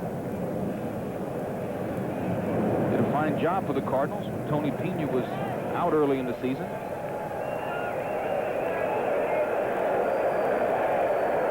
First pitch, a fastball popped up and playable. Keith Hernandez in foul territory. And the ball game is now an official ball game as the Mets lead after 4.5 innings by a score of 3-1. Now here's a word from AT&T. And Pat Perry's coming in to pitch for the St. Louis Cardinals. He's got this is his 28th game, 2-1 record, 3.79 earned run average, and 1 save. Walked 10, struck out 20. He's given up 31 hits and 38 innings pitched. Tunnell leaving the ball game for a pinch hitter, worked 1 inning, did a great job, came in with runners at first and second, got Santana to hit into a double play, and then got Sid Fernandez to ground out. Perry this year didn't get off to a great start, but in his last 7 2/3 innings and 5 outings, he's only given up 1 run. So he's pitched well lately for the Cardinals. Perry made his major league debut back on September 12th against the Mets. Retired 10 batters in a row before Pachorik got a base hit to center field and Wilson got a base hit, so he retired 10 out of 12.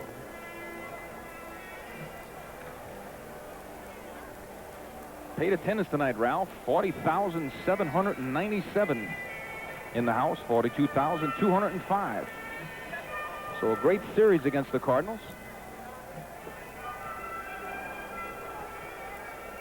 And we got a special award that was presented to a fellow that could be more deserving. Terry Leach. Rusty? Yes, John Creedon, who is the President and Chief Executive Officer of Metropolitan Life. You saw Terry Leach striking out Lindemann earlier in the season. Like he's going to get Vince Coleman too here. Very deserving honor. Met Life Met of the Month, Terry Leach. And Leach with a record of 6-0. He won 3 and lost none in the month of June and had 1 no decision. So he is the MetLife Met of the Month of June. And now Pat Perry with his first pitch deep into right field. Going hard for it is Oquendo, and he hauls it in.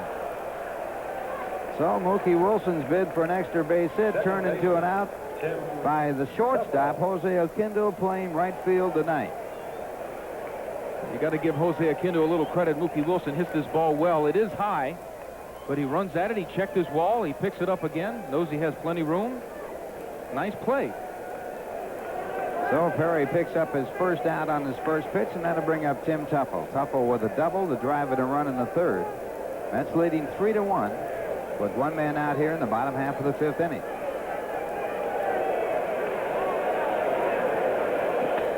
And the fastball for ball 1.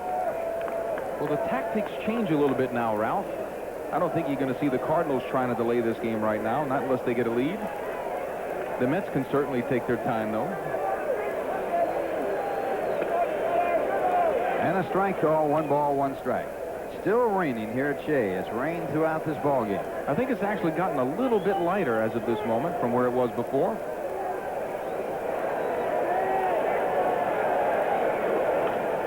And this ball fouled off. 1-2 the count.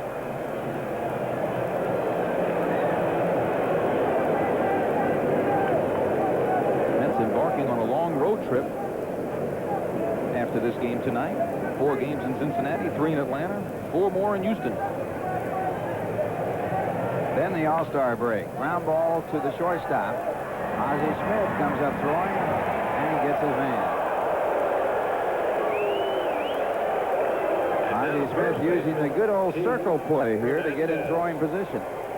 Well, he's the best there is right now. Might be one of the best all time. He certainly has to rank. Good thing for Tim Tuffley. He moved down the line pretty good that time. Seemed like the leg was holding up. And he is out. Just out, 2 men away, and that brings up Keith Hernandez. Keith 0 for 2 tonight. And the first pitch, ball 1. That's want to remind all you fans that the game on the 24th of July against the Houston Astros is a doubleheader, and it will start at 5 p.m. Make note of that, 5 p.m. doubleheader, July 24th. And the fastball for ball 2, 2-0. Make-up game with Houston. It's on your schedule as a 7:35 start.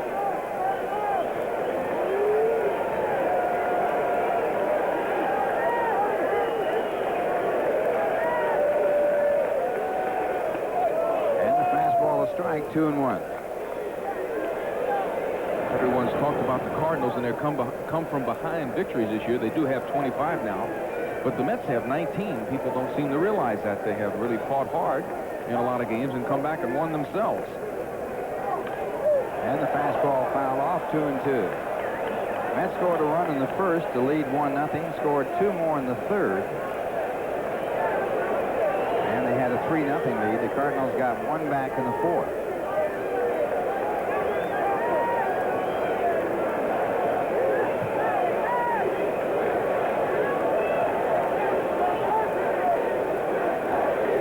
Two and two, the count to Keith Hernandez. Ground ball to the first baseman, Jack Clark, who makes an easy play out of it by charging the ball, and the Mets go in order. So the score at the end of 5, as Steve Zabriskie joins Rusty Staub, it's the New York Mets 3 and the Cardinals 1. Now here's a word from McDonald.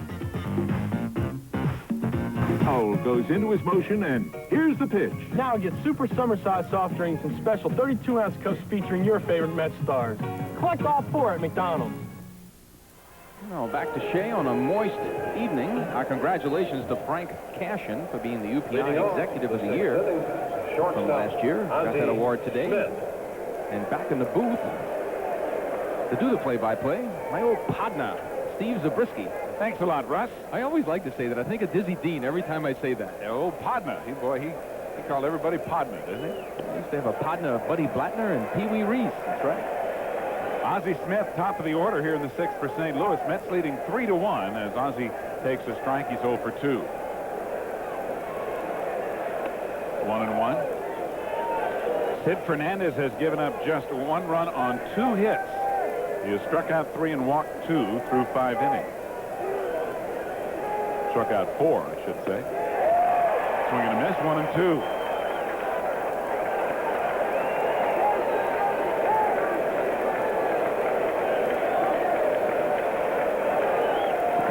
Sid going after win number 10, which would tie him for the National League lead with Neil Heaton and Rick Sutcliffe, who each have 10.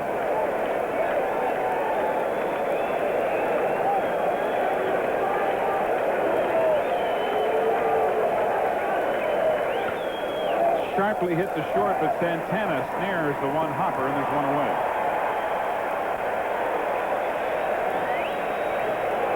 That ball coming off the wet grass of the infield, Russ, can do some crazy things. That ball certainly jumped at Santana. He handled it easily. The ball was up. Easy ball for him to make the adjustment on. Terry Pendleton has struck out swinging and lined out to Mazzilli in right field, 0 for 2.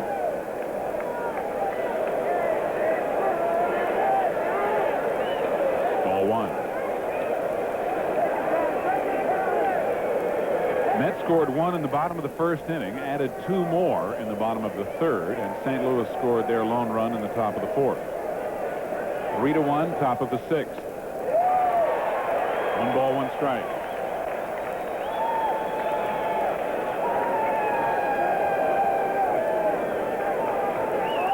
Pendleton, a very good hitter away from Busch Stadium. On the road this year, he's hitting .358. Entered the game hitting just .307 overall. And he gets a base hit to right field with 1 out. And the rain appears to have let up a little bit. Right? It has, Steve. There's no doubt about it. Here's Frank Hashin, UPI Baseball Executive of the Year. Very well earned award, deserving of that. Spent a lot of time and effort building this ball club. To his left, his executive assistant, Gene Cohen, and to her left, Frank's wife, whose name is also Gene. Tom Herr now with Pendleton at first and 1 out. Tommy has grounded out and flying to left. And he came up the bat handle, but did not attempt. And it's ball 1.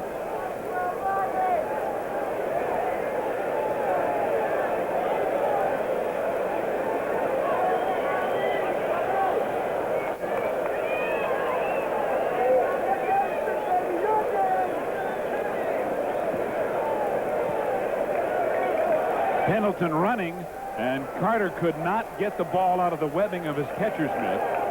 It was an off-speed pitch on top of that. And doubtful whether or not Gary would have had a chance to throw Pendleton out even if he had been able to get the ball. He gets an outstanding jump on Sid. Sid was not paying attention at all to him.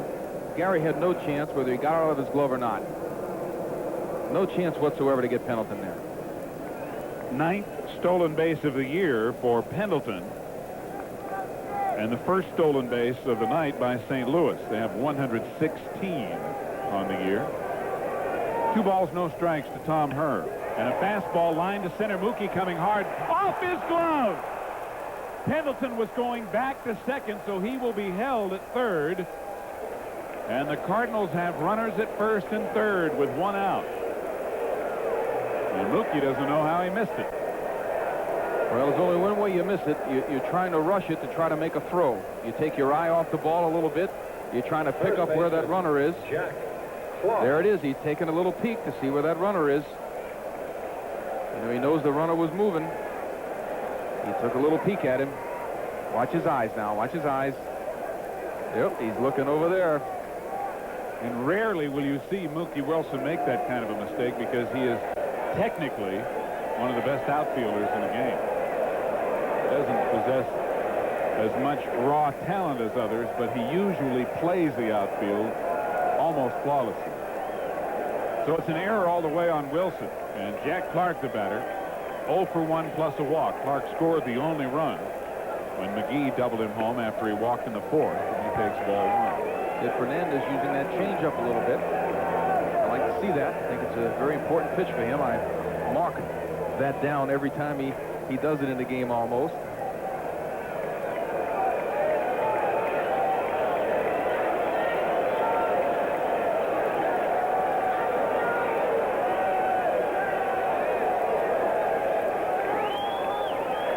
Two balls, no strikes.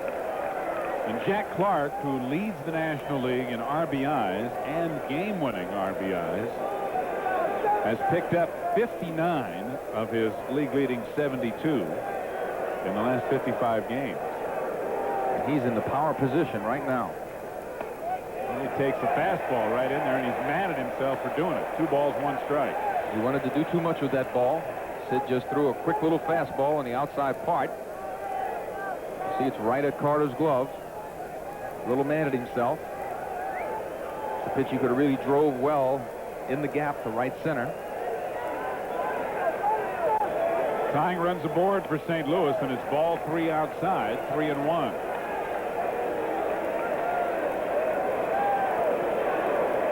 Little activity in the Met bullpen now. Maybe Johnson and Mel Stottlemyre getting somebody warmed up. 3-1 to Clark. Fastball foul back, and the count is full. Doug Sisk throwing for the Mets. Park up, then on first and third, one out. Will whoever is managing, which is probably Red Shandy's, in the dugout now, will he send Tommy Herr? Jack Clark is a good double play man. Sid Fernandez is a good strikeout pitcher. I think you got to send him. Cardinals play aggressive baseball. I expect him to go. He is running, and it's drilled down the line. Fair ball. 1 run will score. Herr coming to third as the ball goes under the stands, and so he will have to remain there at a ground rule double for Jack Clark. And the Mets get a break because it would be doubtful if McReynolds would have been able to throw out Tom Herr, who was running from first, had the ball not gone under the stands. Well, I think very definitely the Mets got a break. Tommy Herr had already been moving real well. It really was underneath. I thought one of the fans might have got it at the beginning, but it really did roll underneath. Clark just jerks that ball right down the line. Howard Johnson, nice effort. For Jack, his league-leading 73rd RBI of the year. And now an intentional walk to Willie McGee to load the bases with 1 out and put the double play back in order.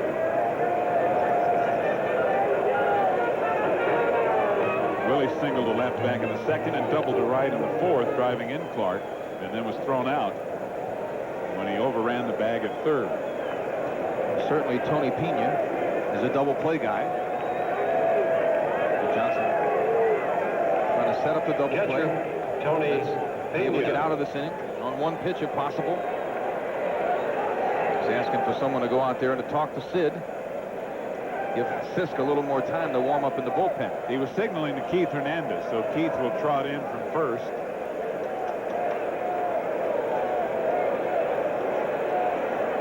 Doug Harvey coming in from second to break up the meeting. And now Davey, assured that Sisk is ready, is going to make the change. And with Doug Sisk's sinker ball, he wants to go away from the high rider of Sid Fernandez in an effort to get the double play with the tying run at third here in the 6th and 1 out. So Sid will give way to Doug Sisk, and that's in a game situation going to Doug Sisk. And there had been some discussion, Rusty, that with the problems that both Jesse Orozco and Roger McDowell have been experiencing, that Doug might get a shot like this, and he is.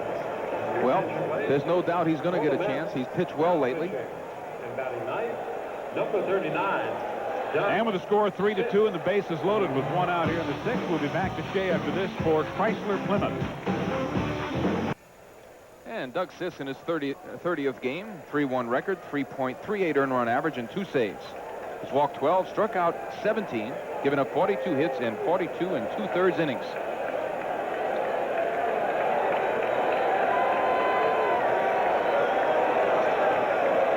Tony Pena with the bases loaded and 1 out takes high and tight for ball 1. Pena has flied to center and walked.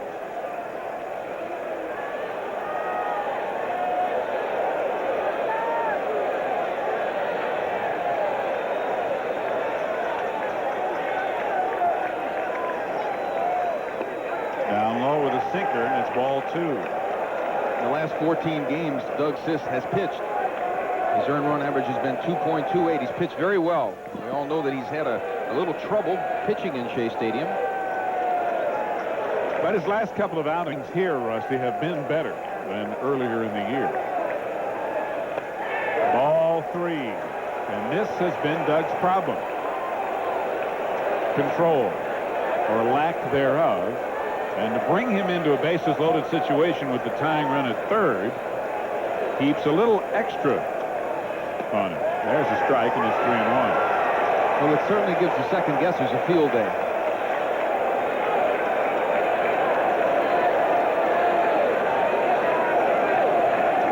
But the other side of the coin could be the fact that Davey's trying to demonstrate to Doug that he does have confidence in him. I'll tell you, Doug Sisk should put Davy Johnson in his will. He should send money to to Davy's family. There's Randy Myers warming up in the bullpen. Doug Sisk owes a lot to Davy Johnson for the confidence he's tried to give Doug Sisk. And Doug's trying to repay that confidence, but he walks in the tying run. And that run charged to Sid Fernandez, so Sid at the moment with a no decision, but still responsible for the runners at second and third. Bases still loaded and still only one out.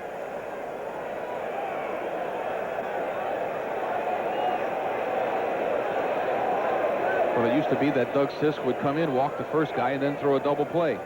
We shall find out. Jose Oquendo has grounded to short and flied to center. And he takes a strike. I would think Jose Oquendo is going to be tough to double up. Jose runs well, and now, of course, he is batting from the left side against Sisk. Clark at third, McGee at second, and Pena at first. 3-3 tie. Grounded foul at home plate, and the count 0-2. The Met infield playing back from the double play. Jack Clark at third base does not run exceptionally well. If the ball is not hit extremely hard where they can make that double play, they got to be thinking, trying to get Clark at the plate.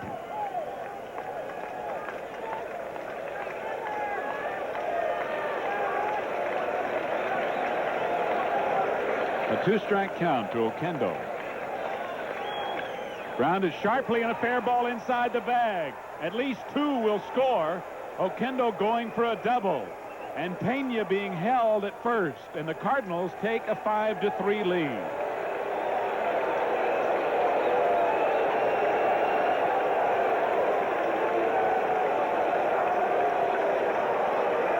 Jose Oquendo batting .357 against the Mets this year. Doubles in 2 runs. Just a pitch up in the strike zone. He hits it right down the line by Hernandez. So he gets over quickly and actually stops Pena from going in. He had a pretty good idea. He was running hard.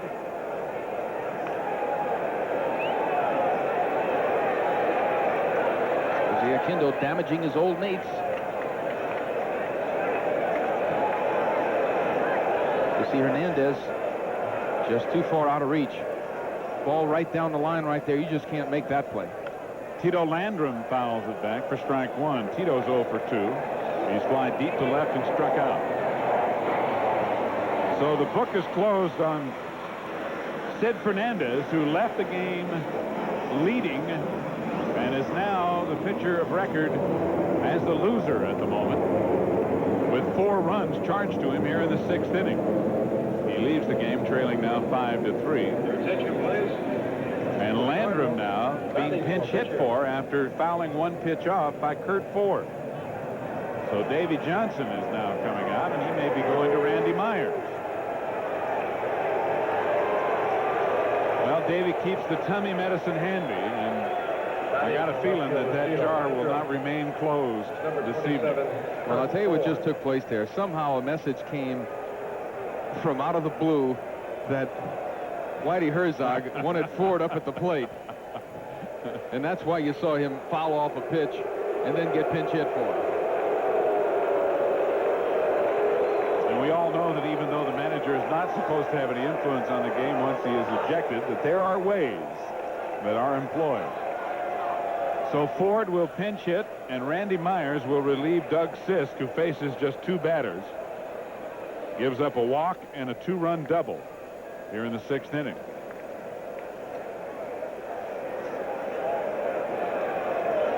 Randall K. Myers has not had an opportunity to pitch a lot lately. As much as the bullpen has struggled, a lot of people feel that he might ought to be given a chance to go out there and get some real tough experience into tough situations.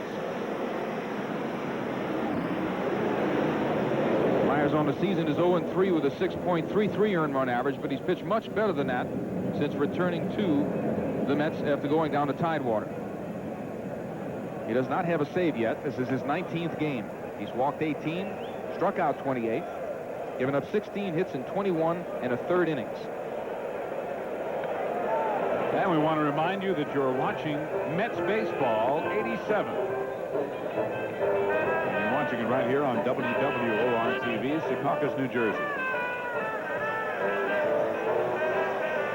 5-3 St. Louis, 1 out in the 6th inning, and 4 runs in here for the Cardinals after they had trailed 3-0 and then 3-1. They have come back to take a 2-run lead.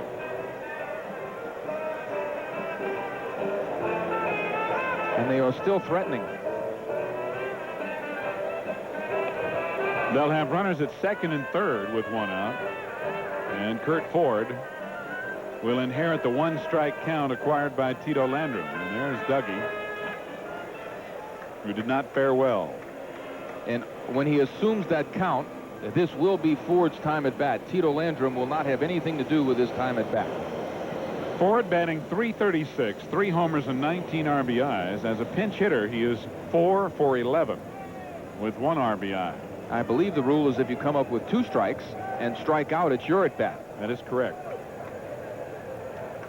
Anything else you do basically with 2 strikes. I mean, it's not your at bat if you strike out. Yeah, it's the original guys. If you make an out any other way, as you see Bill Dawley warming in the bullpen. Ball 1 outside. I wonder who thought that one up.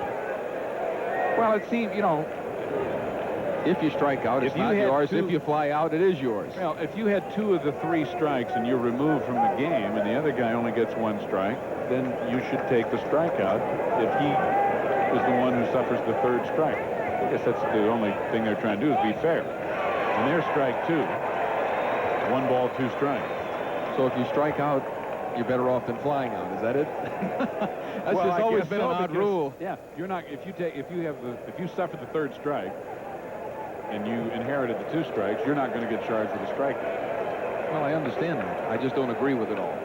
Fouled away. 1 and 2. One of those little rules that kind of doesn't sound right. If you do something really bad, it's not a bad thing. But I guess the feeling is that you were only given 1 strike on which to strike out, so you shouldn't be charged with a strikeout if you only strike out with 1 strike. I'm not saying that. I'm not getting. Where's Yogi when you need him? We need him to explain this. I'm agreeing with you. I don't know why it's his at bat if he flies out. Because he hit the ball, I guess. Well, that's what they're saying. Contacted the ball. After all these years of battling, they've still got it. Ball 2, 2 and 2. The Mets playing the infield in all the way around. I may even take a $1 fine into Kangaroo Court for bringing it up. See Johnny Lewis, one of the coaches for the Cardinals. Struck him out. Myers blows the fastball by Ford, and there are 2 out here in the 6th inning. So this is why everybody likes young Randall Kay. He's got that good fastball, and that one was in a good location also. Your attention, please. For the Cardinals, batting for pitcher. And another pinch hitter for St. Louis. 12, Tom Lawless will pinch hit for Pat Perry. And Lawless has not had the opportunity to go to the plate much this year. He has not had a hit. He's 0 for 6. He's pinch hit 3 times this year. So to say he's had limited action is an understatement.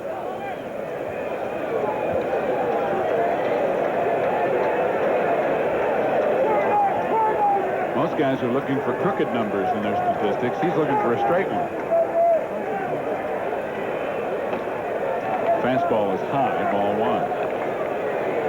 5 runs on 5 hits for the Cardinals, 3 runs on 4 hits, and an error for New York. With 4 runs in for St. Louis here in the 6th inning. Runners at 2nd and 3rd and 2 outs. Another good fastball. 1-1. It has basically stopped raining now also. No drips on the dugouts.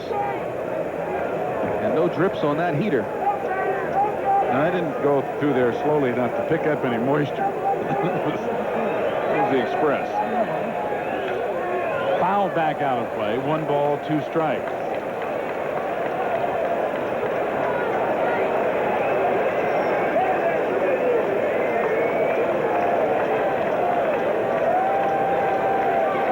assist, working on a fingernail next to Bill Allman.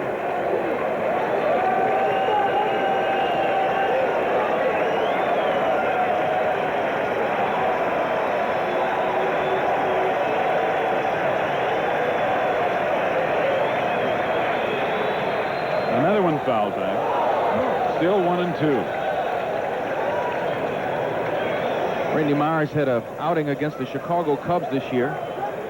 Struck out 5 or 6 of the Cubs in a situation that was a tense situation, and a lot of people felt that that particular outing might have been the outing that helped him turn the corner in being a big league reliever. He certainly has pitched marvelously well since that time. And a breaking ball that just misses. Pushes the count to 2-2. And it's that same breaking ball that was so effective against the Chicago Cubs. That ball was down and in, but he certainly got the ball over the plate, and he even got some change-ups over the plate against Chicago. Just straight heat right there. Randy Myers strikes out the 2 batters he faces here in the 6th inning, but the damage has been done. The Cardinals score 4 and take a 5-3 lead after 5.5. We're back after this for 4. You see Kurt Ford in left field, placing Tito Landrum, and Bill Dawley on the mound in his 35th game, 4-5 record, 3.81 earned run average, and 2 saves. He's walked 17, struck out 40, given up 49 hits in 56 2/3 innings. And here in the bottom half of the 6th inning, with the Cardinals leading 5-3, he will face Gary Carter, Kevin McReynolds, and Lee Mazzilli. Carter hits it deep to left. This ball is way out of here.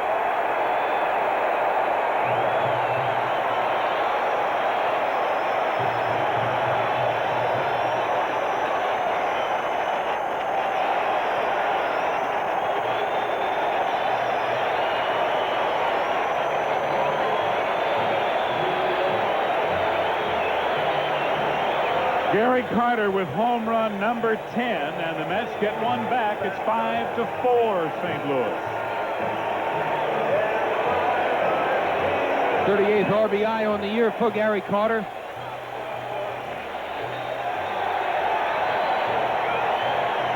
He just muscles this ball. Unbelievable. Tremendous upper body strength. Very quiet. Kevin McReynolds to Pendleton. That's the wrong place to hit the ball. Pendleton over in the hole to make another good play and throw out McReynolds one away. And now right fielder. It just gets to be almost commonplace for Pendleton to make a good play 3 or 4 times a game. He is a magic man with that glove at third. So Mazzilli will take a little extra time. He hasn't even had time to loosen up, as Carter and McReynolds each hit the first pitch from Dawley. The Cardinals sent 9 to the plate in the 6th inning to take a 5-3 lead, and the Mets have gotten one here on Carter's home run. So Mazzilli, who's 1 for 2 with a single to center in the 4th inning, will stand in with 1 out and nobody on.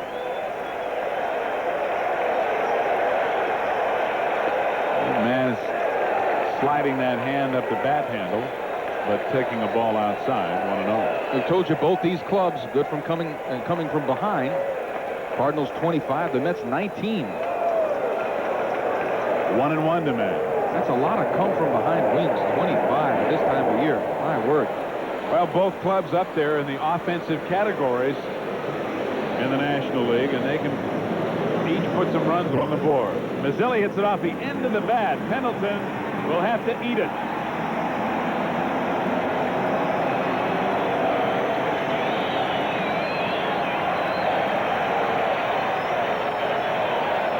Pendleton had no chance whatsoever on this ball. And Mazzilli had faked the bunt. Then he just swings out full and tips it off the end of the bat and hits a perfect swinging bunt. Not too happy, Pendleton.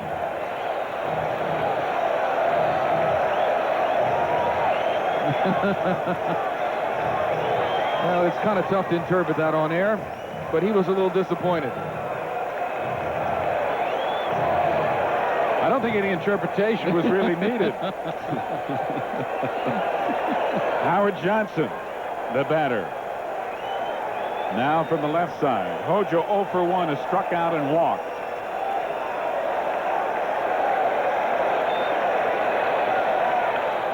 Ripped to right, a base hit. Mazzilli will hold at second as Oquendo gets there in a hurry and, of course, has a great arm. So the Mets in business with runners at first and second and still only 1 out. This has been some kind of a series. Nobody's quit any time during this series. Mets certainly aren't right here. Howard Johnson getting the ball way up in the strike zone. Kind of an off-speed pitch. He stayed back enough. The fact that it was up gave him a real opportunity to kind of reach out there and just jerk that ball through the hole at between first and second. Dave Magadan out on deck to pinch hit for Rafael Santana. And Mike Rourke with a foot up on the dugout step as Nick Leyva and Red Shanebeach check out the lineup card. This has been a tough year for Bill Dawley. Bill Dawley started the season continuing a personal 11-game losing streak, which he finally broke May 28th. He has won 4 of his last 5 decisions. But that was after a horrendous start, so it's been a real up-and-down year for Dawley so far. And now he will face left-handed hitting Dave Magadan.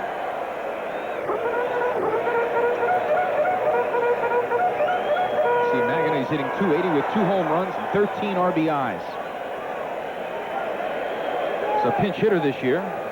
Magadan's 1 for 12. That was a home run he hit in the pinch hitting slot early in the season.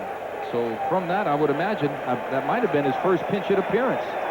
Certainly was his first or second appearance when he hit that home run. Breaking ball is high, ball 1. I will add to that he has hit about 4 balls as hard as you can hit it, as you see Ricky Harton warming up in the bullpen, that have gone for outs. Some outstanding plays made on him when he's come up in pinch hitting situations. Magadan has hit some ropes for outs. Mike Rourke talking to Dawley. And Rick Horton just did start throwing in the bullpen, so one of the reasons Mike was out there was to give Horton some extra time. Let's have Lenny Dystra in the on-deck circle right now. And Davey Johnson's going to pull out a couple of maneuvers himself. 1 ball to count to Magadan. You saw Randy Myers sitting next to Dwight Gooden in the New York dugout. High and away, ball 2.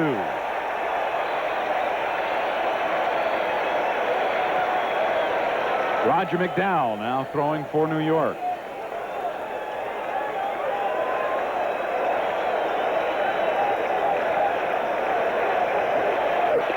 Strike 1.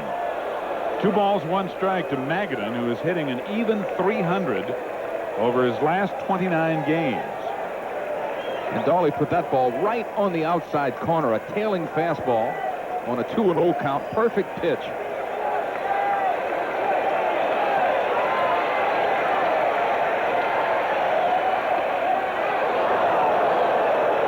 Magadan thought it was high, but it's called strike 2, 2-2.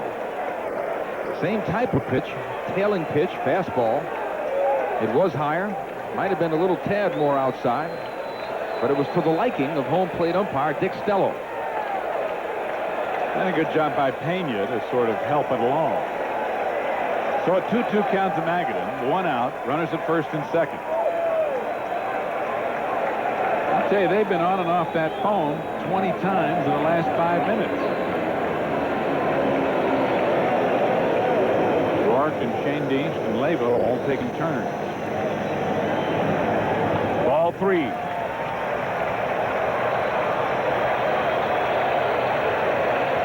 Got to be aggressive in this situation, I think, Steve. They got to be moving. 1 out. Magadan is not a fast runner, even though he's from the left side. He is a contact type hitter. Anybody can strike out, but you just have to be aggressive in this situation. And the Mets have good speed. There they go, Mazzilli and Johnson, and the pitch is fouled off.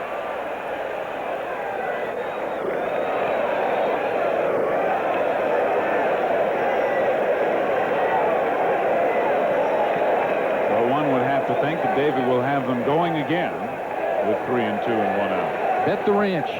Magrane, as you said, Russ, does not strike out that much. Pretty good contact hitter.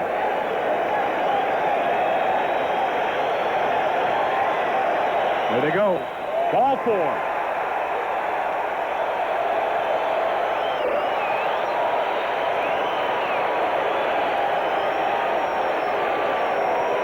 Bases are loaded with 1 out.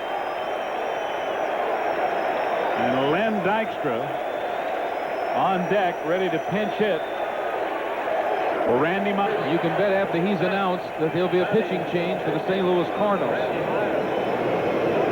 You saw Rick Horton, the left-hander, earlier in the Cardinal bullpen, and here comes Red. Back and forth we go at Shea Stadium in the rubber game of this 3-game series. I'll tell you what, boy, you get a game with Whitey Herzog and Davey Johnson in one of these kind of games, it's like a jigsaw puzzle. Might as well be the 7th game of the National League playoffs, the way they're going at it. 5-4 St. Louis with 1 out in the bottom of the 6th inning. And Dolly will give way to Horton after this for Michelob. Yes, they're having a good time at the Yard tonight. Good ball game. Little polka music wafting through the stadium, along with the airliners overhead. What more could you want? Well, what we have is Rick Horton. And in his 36th game, a 3-0 record with a 3.09 run average. He has 7 saves in 1987, walked 14, struck out 27, has given up 53 hits in 55 1/3 innings.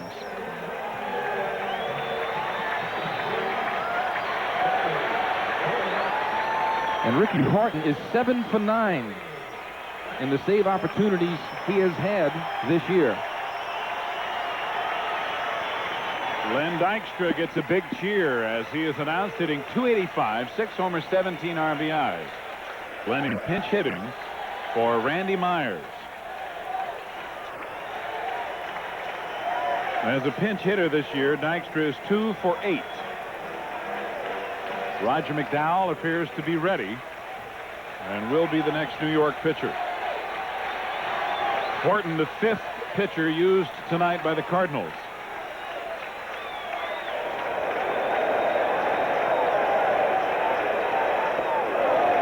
Ball 1.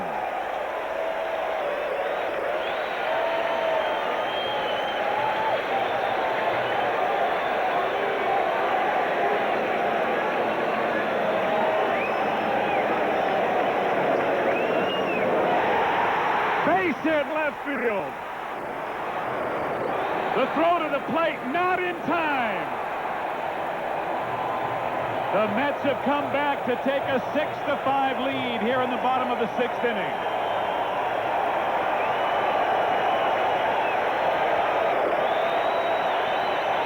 Great clutch hit by Lenny Dykstra. Tough left-hander, Ricky Horton, particularly tough on the New York Mets. In the course of his lifetime, he's hardly given up anything to the Mets. The last 2 outings, last time out on Friday, and right here he gives up a big single to Lenny Dykstra. Howard Johnson really turned third base outstandingly well that time. That was really the key. Hojo came in, and there was a good strong throw by Ford in left, but it was just not in time. Mookie to short, and they will not get him. Dykstra is forced at second, and Magrane goes to third. Runners at first and third for New York, and now 2 out here in the 6th inning. Ozzie Smith, good feed. But Mookie Wilson, I mean, he really got down the line. Unbelievable. That ball should have been a double play for any normal human being. That's a good turn and a good throw, and he beats it easy. Boy, Mookie turned on the afterburners as soon as he got his legs under him out of the batter's box. I mean, he was really screaming down the line. 6-5 New York. The Mets have come back with 3, answering the Cardinals' 4 runs in the top of this inning. And the batter, Tim Tuffle, with runners at first and third as Mookie gets chased back at first. The 3 runs that have scored in this inning charged to Bill Dawley. And he is now the pitcher of record as the loser. And Pena trying for a little decoy. Trying to get Magrane off third. But it didn't work. Well, he really pounces around there just like a cat. He's got all the trick plays. He loves to throw the ball. Loves to do things like this. Tuffle right on it, helping Magrane. Foul outside third. It almost hit Magrane. Of course, if it hits him in foul territory, that's all right. If it hits him in fair territory, he's out. Well, he's awfully close right here. The ball is awfully close to him. The only thing that's bad about it, if you get hit in foul territory, is that it hurts. That's right. And it can be serious. 1 ball, 1 strike on Tim Tuffle.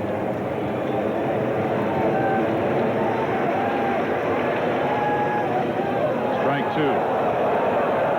Tuffle drove in a run with a double in the third and later scored. And the Mets scored 2. And at that point, New York led 3-0. But the Cardinals took a 5-3 lead in the top of the 6th. The Mets have battled back to regain the lead with 3 here in the bottom of the 6th.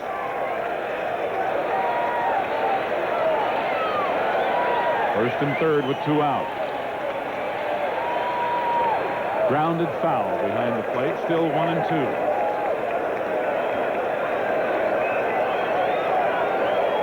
A seesaw battle all the way.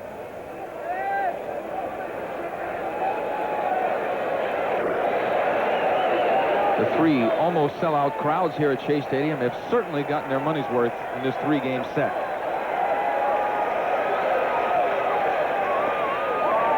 Two balls, 2 strikes. The Cardinals had 9 men bat in the top of the 6th inning when they scored 4. Tuffle is the 8th Met to bat here in the bottom of the 6th. Rip, and Pendleton with another great play. The inning is over.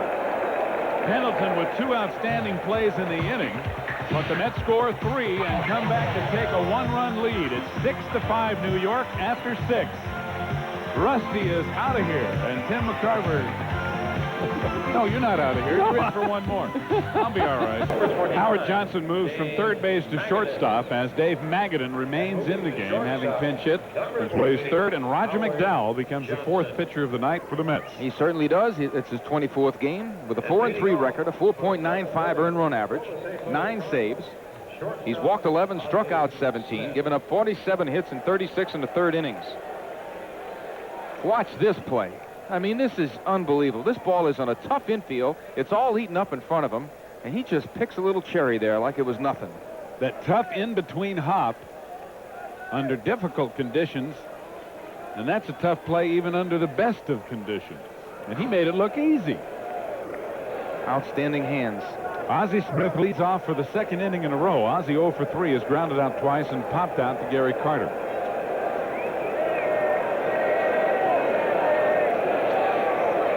Strike 1. Ozzie working on a 7-game hitting streak over which he has hit .414, and he has been on base in 37 of the last 40 ball games. So he's been doing the job as the leadoff hitter. Batting mostly number 2, however, punches this one down the left field line, foul and out of play. But batting leadoff with Vince Coleman injured and out of the lineup. The National League Nissan scoreboard, a final, the Phillies over the Pirates, 11-4. Another final, Cubs beat the Expos in the last inning, 1-0. A final, 8-3, the Braves over the Giants. Bottom of the 7th, Reds over the Astros, 4-3. And in the top of the 6th, the Padres over the Dodgers, 2-0. Right here it's 6-5 New York in the top of the 7th inning, and a strike 2 count to Ozzie Smith. Ball 1. Roger McDowell's problems have been that his sinker has not sunk enough. It's been up in the strike zone, and it doesn't make any difference how much it sinks when it's up in the strike zone.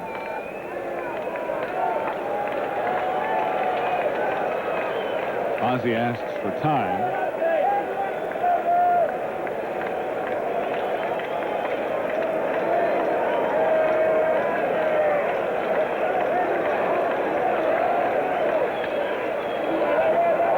Left field line, it's trouble if it's fair, but it's foul. You know, I wonder sometimes. Roger McDowell had that hernia operation, came back, and pitched well early, then struggled for a while, pitched well again, and then struggled again. You wonder if that hernia operation had a little bit to do with, you know, in my mind, I try to understand why a pitcher is not being effective. I wonder if his stride was as aggressive, you know, landing on that front foot as it was before he had the injury. You know, that's the one thing that's in my mind, that his stride toward home plate might not be that, you know, aggressive stride that he had all the time. And that might have a tendency for the ball to stay up. Right, and it might not be as long either, okay, which might have a tendency to keep the ball up.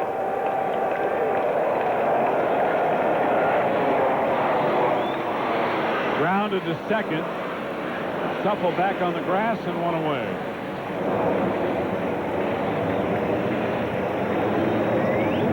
Well, let's take a look at his drive toward home plate. This ball was a good sinker down. Roger McDowell comes around. And there are all kinds of things you try to pay attention to figure out exactly, you know, why a pitcher is not having success and his pitches aren't down, you know, especially a single ball pitcher like Roger McDowell. Roger does pitch somewhat off a stiff front leg a little bit. Terry Pendleton's 1 for 3, and he takes low. Ball 1. Pendleton with a single to right on a stolen base in the 6th inning. Scored the first run of that inning when the Cardinals scored 4.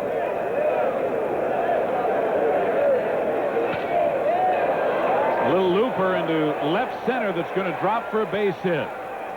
McReynolds with a good play hustles it back in to hold Pendleton to a Now single. batting, second baseman Tom Herr.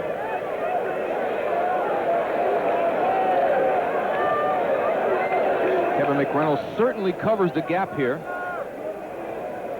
Gets in good position and stops Pendleton for trying from that double. They know he has a strong arm. A lot of times, if you just get the ball going in the right direction toward the bag, the runner has to stop. Well, that's why getting to the ball in the outfield is more important than having a real strong arm, because if you can get there and get the ball back in quickly, runners won't take the extra bit. You couldn't tell an outfielder a better thing, Steve. It's that if you take your time getting there and want to use your arm, you're going to get in trouble. That's right. Tom Herr is 0 for 3, and he takes a strike.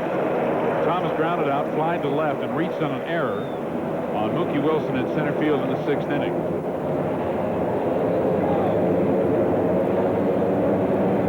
Talked about the woes of Roger McDowell and Jesse Orozco against the league coming into this game. Together, the league is hitting .304 against them. .322 against McDowell and .286 against Orozco. Outside 1-1. But actually, I really think that, you know, when you look at a reliever, you can have a real bad outing and give up some hits and a lot of runs. It's like an earned run average for a reliever. The real good outings sometimes get lost into translation.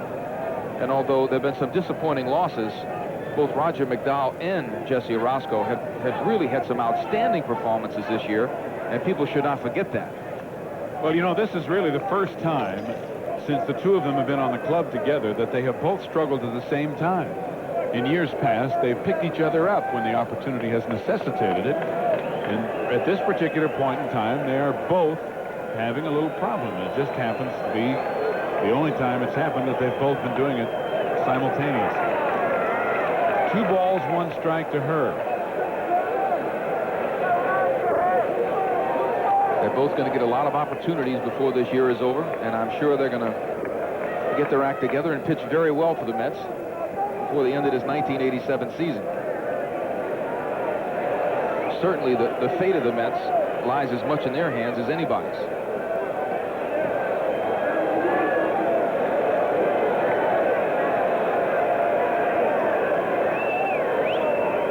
Pendleton's running, and the pitch is sharply hit to second. Can they turn it? Hernandez can't dig it out. And But Pendleton's going to be called out, or rather the runner at first is going to be called out, Herr, because Pendleton is charged by Doug Harvey with going out of the baseline to break up the double play. And Harvey called the second half of the double play from second base. Nick Leyva, Red Shaindish, Rich Hacker all arguing. Here it is again. Here's the feed.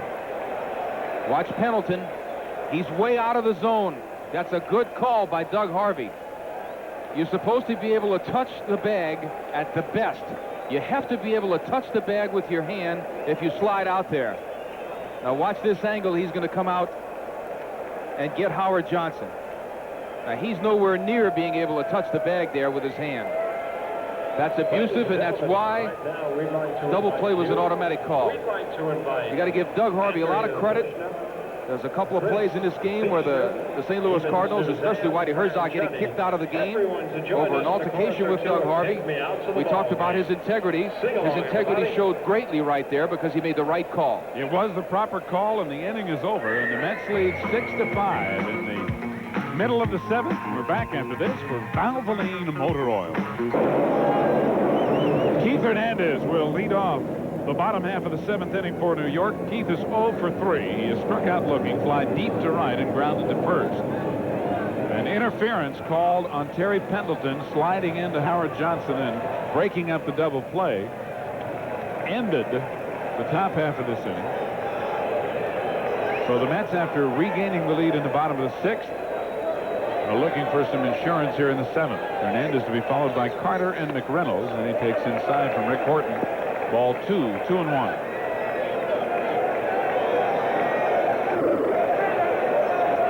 Take Keith Long to get the stash going well again. I think it's a very good move on his part. You were on him heavily about that. Good fastball from Horton. 2 balls, 2 strikes. I told him maybe you should consider growing a beard as good as the mustache looks. Keith hits it off the end of the bat. Base hit into center field as he just reaches out and pokes it. You know, a lot of times people think that's a lucky hit. Now, he's been way out front of this, of all the left-handed pitchers in this series. And in this particular swing, he just keeps the hands back. He reaches out and just slaps the ball. Now, he's really lost everything. But I tell you what, if you're gone on that pitch, if you're totally out of, your right shoulder flies out all the way, you can't reach that ball. I think you have to give a little credit just for making the contact. If you make contact, you got a chance. Gary Carter homered his last time up. Gary 1 for 2, walked back in the first, and in the 6th inning, drilled one into the mezzanine and left for his 10th home run of the year. Fouled back out of play. 1-1.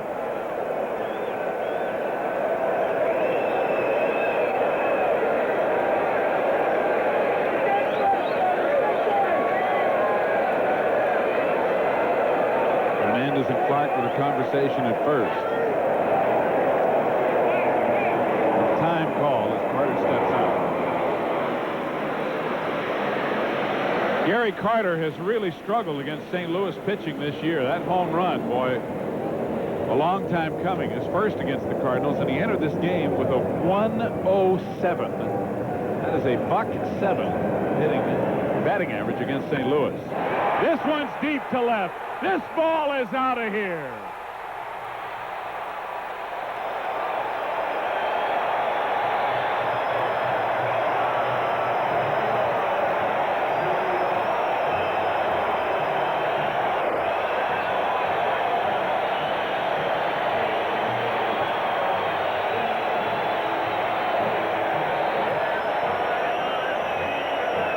As you said, Steve, he was 3 for 28 coming into this game.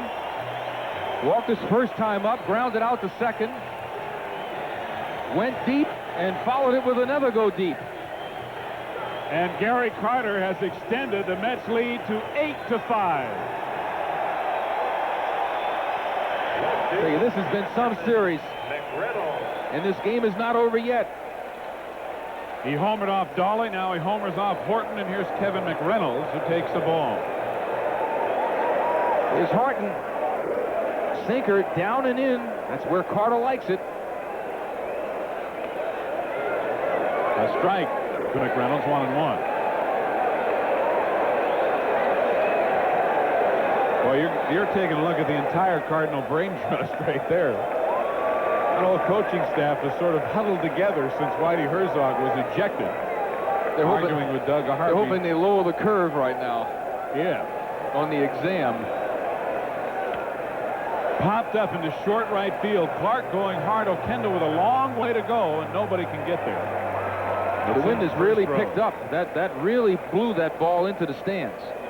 Well, earlier you saw Terry Leach receive the award for Metropolitan Life as the MetLife Met of the Month. Back in April, it was Sid Fernandez, tonight's starter. In May, it was Keith Hernandez, who had an outstanding month after a slow start. In June, of course, was Terry Leach, who received his award tonight. Who will it be in July? The MetLife Met of the Month. Gary Carter, there's Terry Leach, who won it for June.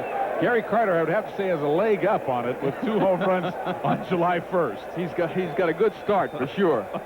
He is the current front runner. Well, you know he's going to come out of this prolonged slump that's been really not so bad a slump as of late. Just inside, and a full count now to McReynolds. When Gary Carter gets hot, it's just amazing what can happen, and it's got to happen for him during the course of this year. He's just too good a player. McReynolds with a deep drive to center. McGee going back at the 396 sign makes the catch.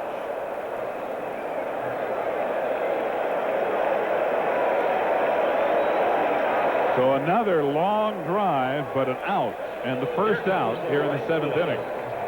Ricky Horton really stymied the Mets over a long haul of about 3 years. The last 2 outings against the Mets, he has really taken his lumps. Had the wind not picked up, McReynolds' ball had a chance to get out, but the wind pushed that ball into right center field a little bit. He hit it almost into the wind that's blowing in from center. And here's Lee Mazzilli, ball 1. Mazzilli 2 for 3 as he just continues to do the job. He has 2 singles and a run scored, and he flied deep to the warning track and right in his other at-bat. He drives it to center, but it's into right center, and Oquendo now will make the catch in front of McGee as the wind again blows it over that way. So 2 away. On that play, Oquendo, not being a veteran outfielder, obviously, McGee started calling that ball. Oquendo called it. And the center fielder is the captain of the outfield. If he calls the ball, see, he's calling it right there, but so is McGee. And they almost run into each other. McGee picks up on him, and Oquendo is supposed to play off the center field. The center fielder calls it, it's his ball. Howard Johnson takes a sinker low for ball 1. Hojo 1 for 2 with a walk, had a single on the run scored in the 6th inning.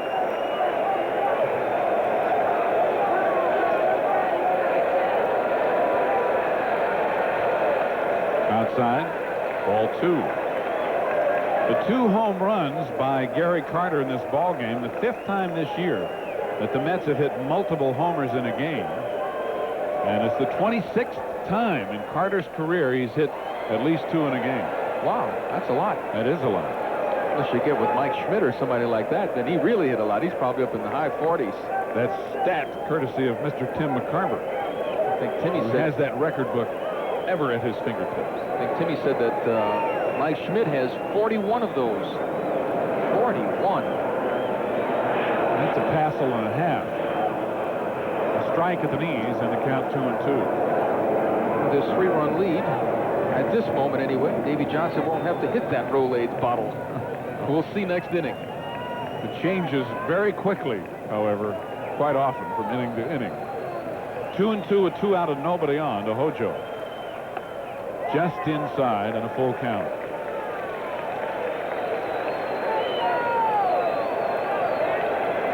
With Carter's 2 homers tonight, the Mets have hit 64 home runs in their last 49 games and now have a total of 96 on the year. Ball 4. So Johnson walks for the 2nd time in the game. It's the first walk issued by Horton. Third baseman, Dave. And he'll be at first with Magadin. 2 out for Dave Magadin, who walked his first time up as a pinch hitter. We get Artie Friedman to figure out at that pace how many the Mets would hit this year. At that pace again. Well, the Mets have maintained that home run pace with just an occasional dip. They're not leading the league in homers. Johnson draws the throw at first.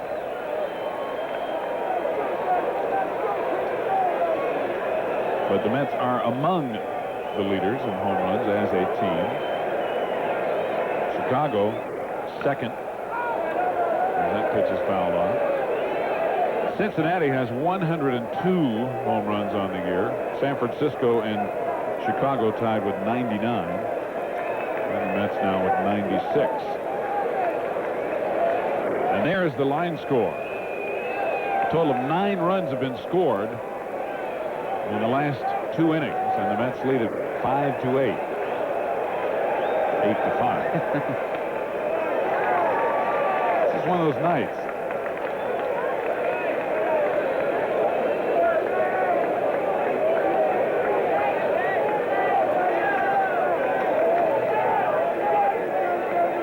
One ball, one strike to Dave Magrane. Howard Johnson at first. Sliced foul out of play, 1-2. Cincinnati and Houston keep pounding on each other. Cincinnati's come back and gone ahead in that game, but there's a rain delay now. Cincinnati right now ahead 4-3. Houston was in control of that game for a while. Of course, Ralph will be along with Kiner's Corner. Of course, that'll be the early morning edition by the time this is over with, as we are inching up to the witching hour. And Ralph will bring you up to date on all the scores. And of course, have highlights of this one. Fouled back, and Magrane just did get a piece of it. It's still 1-2.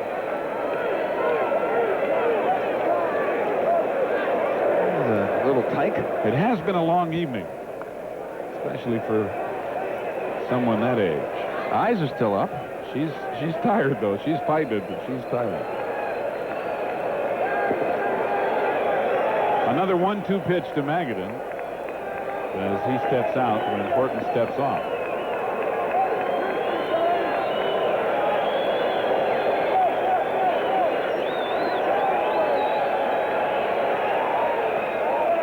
Two and two. Tried to get David to go fishing, but fishing season wasn't open yet. We certainly have enough water out here tonight. Find a few.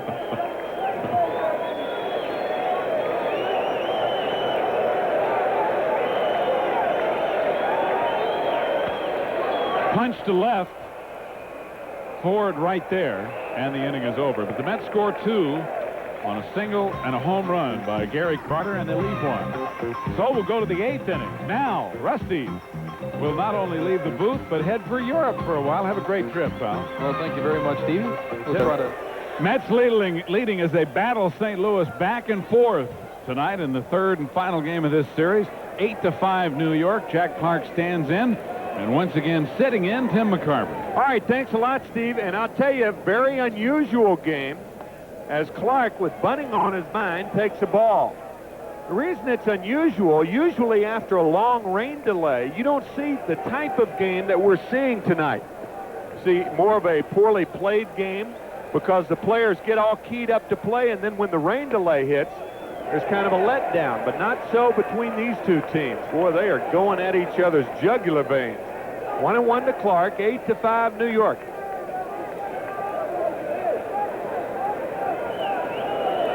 Outside, 2-1 to Jack. Jack doubled his last at bat. He's 1 for 2. He walked and scored a run in the 4th. So he has upped his run scored total to 61 tonight. That's 5 behind Eric Davis, who leads the league.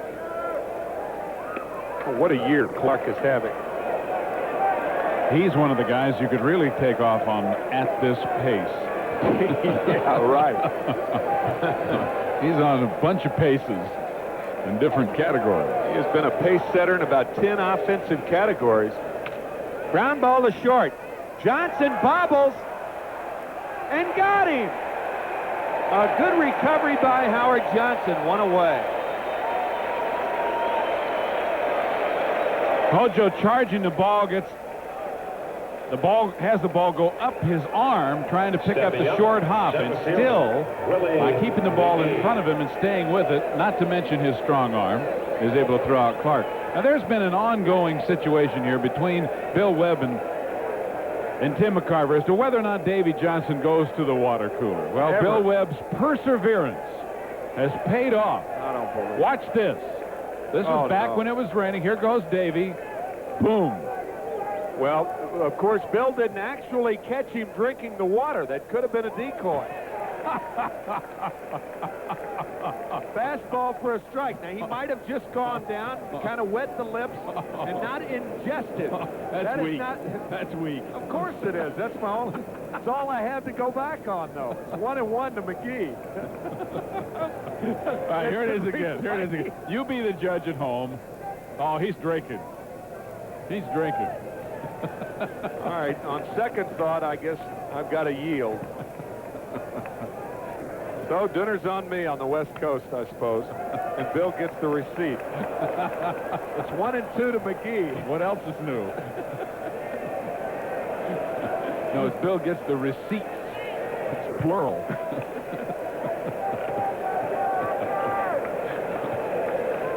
Willie on the night has singled, doubled, and walked. He has scored a run and an RBI. So Willie 2 for 2 and a good night.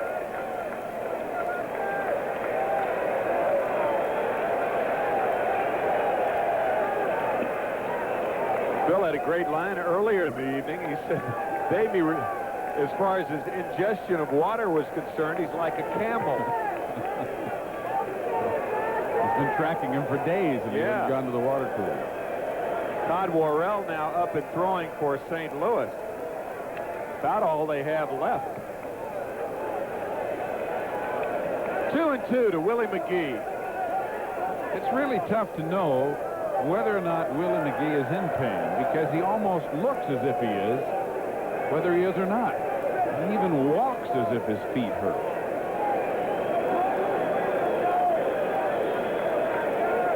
Kind of like Jim Brown. You never knew whether he was hurt or not. Fastball misses outside. 3-2. The Mets took the lead in the first with 1 run. They scored 2 in the third, leading 3-0. The Cardinals came back with 1 in the fourth. And then they took the lead with 4 in the top of the 6th. The Mets rebounded. Gary Carter home run and 2 RBIs by pinch hitter Lynn Dykstra in the 6th inning. And then a 2-run homer, Carter's second of the game. It's 8-5. That's on top. Still 3-2 to Willie. One of the key plays in this game that has now sort of been forgotten is the error Mookie Wilson made in that 6th inning on a line drive hit by Tommy Herr that sort of opened the gate for the Cardinals and allowed them to score 4 in the inning, because the Mets came back with a total of 5 in their 2 innings to regain the lead.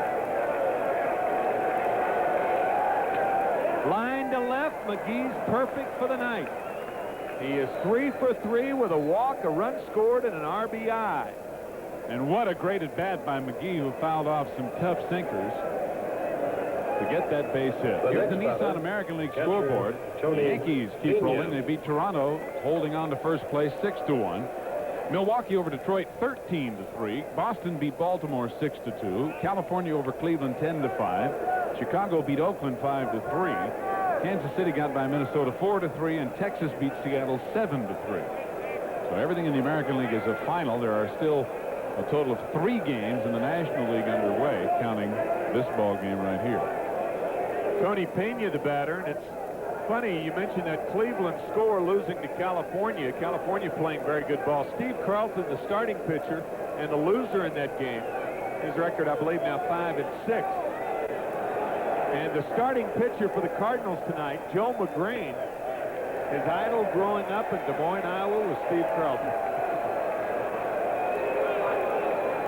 And exit one era and enter another. That's right. Joe Magrane, about half the age of Steve Carlton.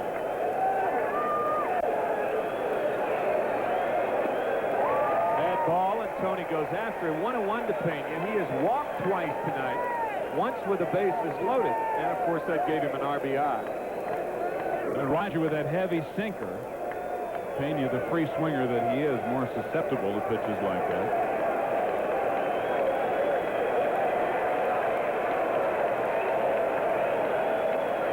Another one down in the same spot and about the same swing. Pena goes down on strike. 2 outs here in the 8th. Pardon me, Timmy. First strikeout for McDowell. And he went right back to the well, and why not? That well contains sweet water. And it's deep. Jose Oquendo He doubled in 2 in the 6th inning. Posey with that Rod Carew style of batting. Swings and misses, 0-1.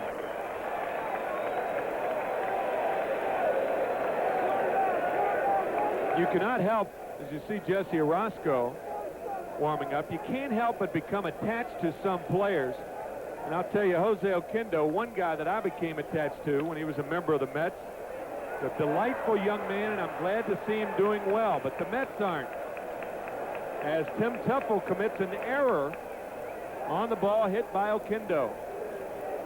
Now batting. Well, the infield is pretty rugged, and we've seen some balls take some funny hops, but Teufel should have been able to make this play. The ball came up on him a little more than he anticipated and hit off the heel of his glove.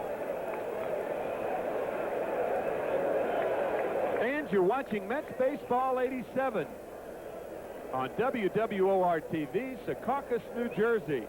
And as you see, there are 2 on, 2 out, with Curt Ford, the tying run, representing the tying run.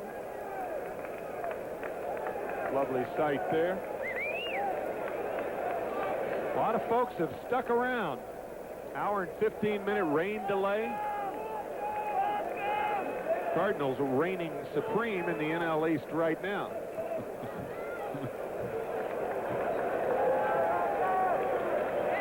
Ford can take you deep. Don't let that diminutive 155 pounds fool you. He had 2 home runs last Saturday in Montreal. Taps one, and it's foul. 0-1.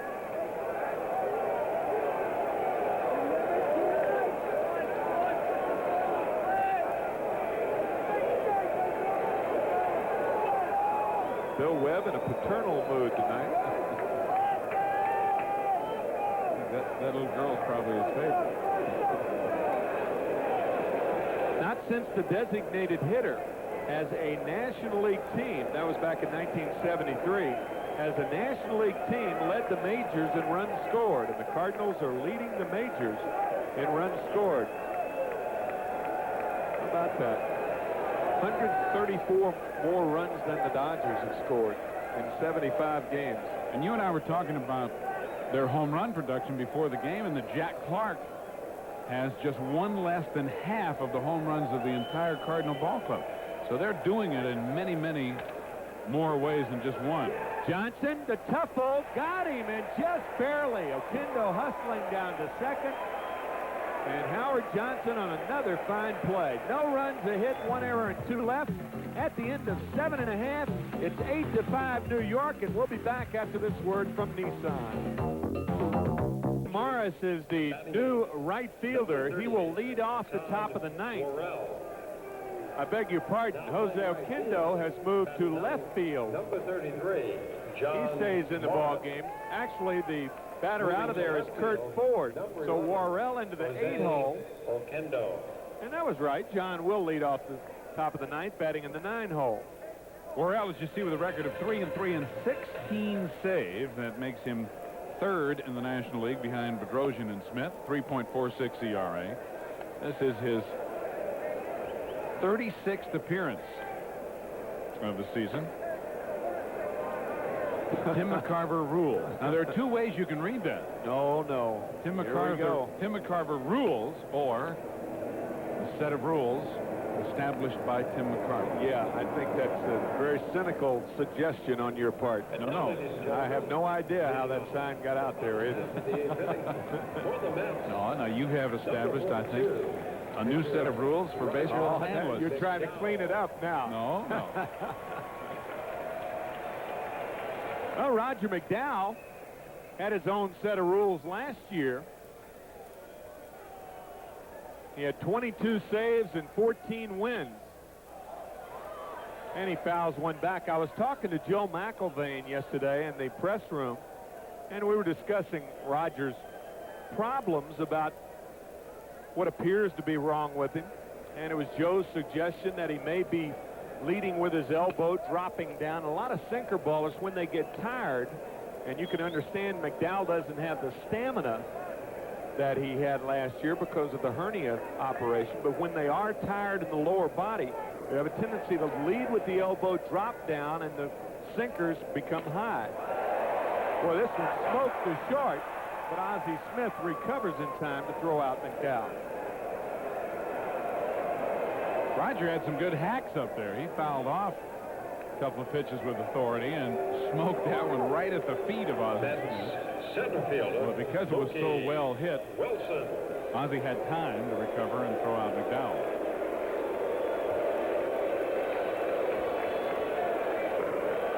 Mookie Wilson, the batter. He's 1 for 3. Mets leading 8-5. 10 hits for New York, 7 for the Cardinals.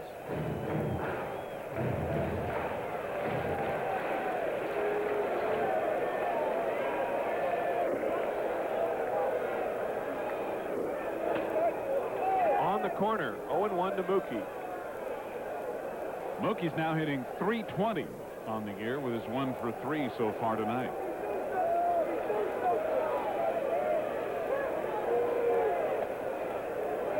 I thought you had a good point with Rusty, Steve, saying that Roger and Jesse Orozco, the first time since they've been teamed together, that both of them have been having their problems together.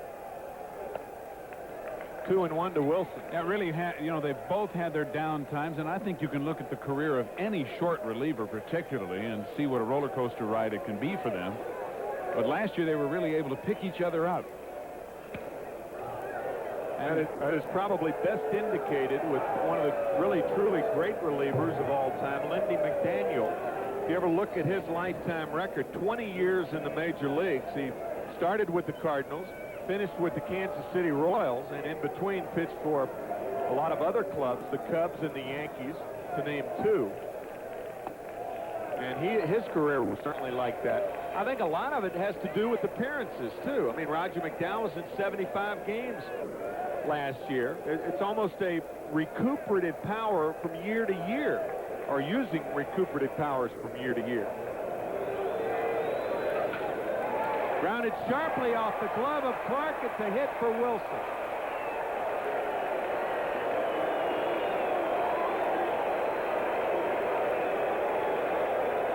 Jack Clark made a good attempt on the ball, but again, the infield, I think, is causing hops to come up a little higher than they might have ordinarily. And that ball really surprised Jack at the way it did come off the dirt when it hit the skin part.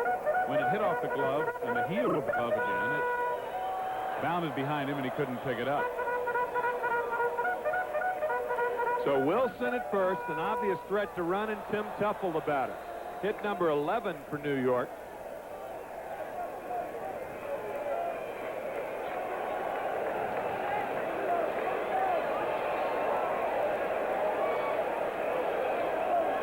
There goes Wilson. Throw by Pena, not in time. Stolen base number 2 on the evening for Wilson, and his 14th of the year. And again, Mookie with a big jump. Pena came out firing and threw the ball, as you see, to the first base side. But even a throw on the bag would have been hard-pressed to get Mookie. And Worrell, like most power pitchers, takes that fraction of a second longer to get the ball to home plate. Yeah, speaking of Roger McDowell and Jesse Orozco, Todd Worrell with a bad start this year. Could be attributed to all the appearances last year. Of course, and then you have the other situation, Bruce Sutter. You know, his wasn't a year-to-year thing, but unfortunately for Bruce. Grounded sharply off the glove of Pendleton. Wilson has to stay at second. We'll see how that's scored. Pendleton has made some outstanding plays in this series. A couple tonight, but at least one in every game of this series. He got caught in between here. He tried to coddle the ball and soften it, but again it went off the heel of his glove. Now here's Mookie. He sees that he can't go to third. Now he says, cotton picker. Or something to that effect. But you can't anticipate that he's not going to make the play. Error number 12 for Pendleton on the year, and I would imagine most of them have come on natural grass fields. It's 0-1 to Hernandez. And we've stated it before during the game. Obviously, the infield is not in the best of condition because of the rain that we've had here. And obviously, the grounds crew did a good job of dragging it in the 5th inning when they ordinarily do. But it's very easily chewed up because it's so soft from the rain. And there have been quite a few folks on base.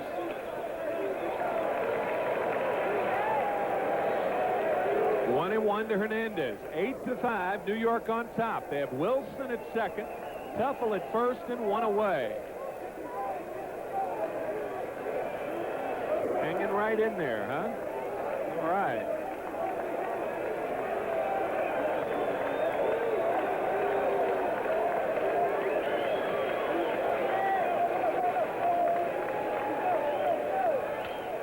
Little looper to center. It might drop and die. Wilson had a late start. The throw not in time. It almost got by Pena. Tuffle the third. 9-5 New York.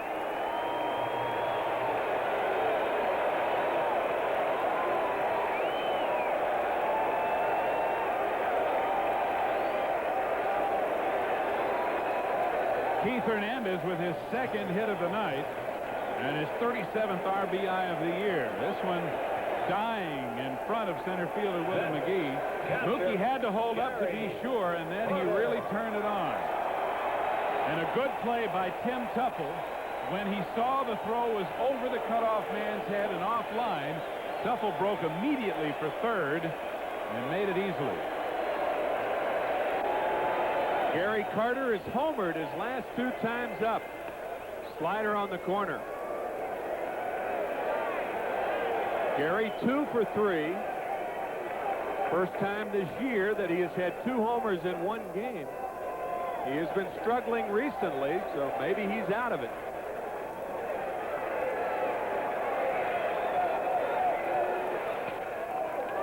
Ball 1, 1-1.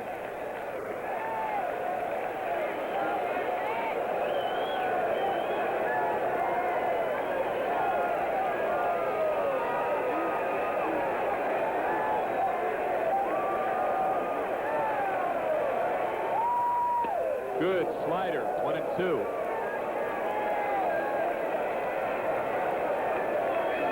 Watch this ball break down and away from Carter, just ever so much and so late. Worrell throwing that hard slider with a very late break.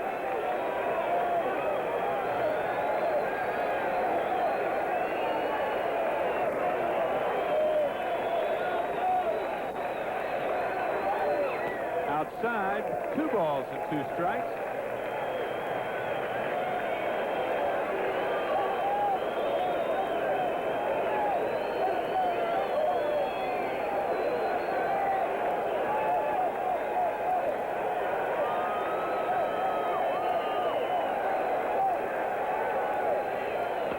Got him on the cut fastball or slider. I couldn't tell. Strikeout number 1 for Worrell. He cuts that ball and it moves down and away again. And you know, I think one reason it's hard to tell, Tim, is that Worrell throws so hard that his slider is not that much slower than his fastball. Like Lee Smith of the Cubs. Kevin McReynolds the batter against Todd now. Todd from Arcadia, California. There's that fastball on the corner, 0-1. McReynolds on the evening, 1 for 4.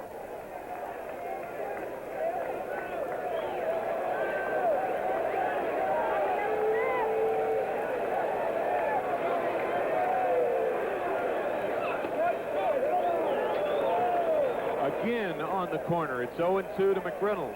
Well, he is living out there, isn't he? Against those right-handed hitters, he's just painting it.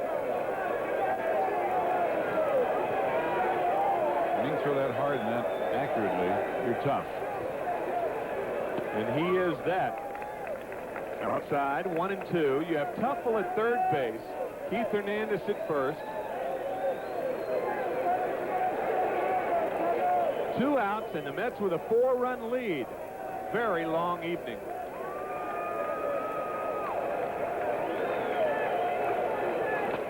Got him him with the fastball. But the Mets tack on another one. 2 hits, a big error made by Terry Pendleton in the inning. And the Mets strand 2. They lead it 9-5 after 8. We'll be back after this word from New Jersey Bell. Top of the 9th, and to wrap it up for you, here's Steve. Thanks, Timmy. Welcome. 9-5 New York. As the Mets have battled back after the Cardinals had battled back, and John Morris is going to hit for the first time. Batting .300, no homers, 9 RBIs.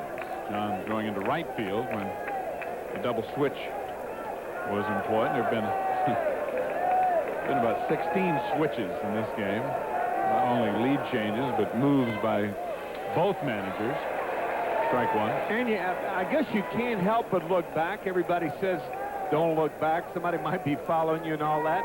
If the Mets win this, they'll be in good shape 5.5 back. But what if they had won Sunday and Monday's game, where they had 4-run leads in both games in the 8th inning at Philadelphia on Sunday? The Ron Darling no-hitter.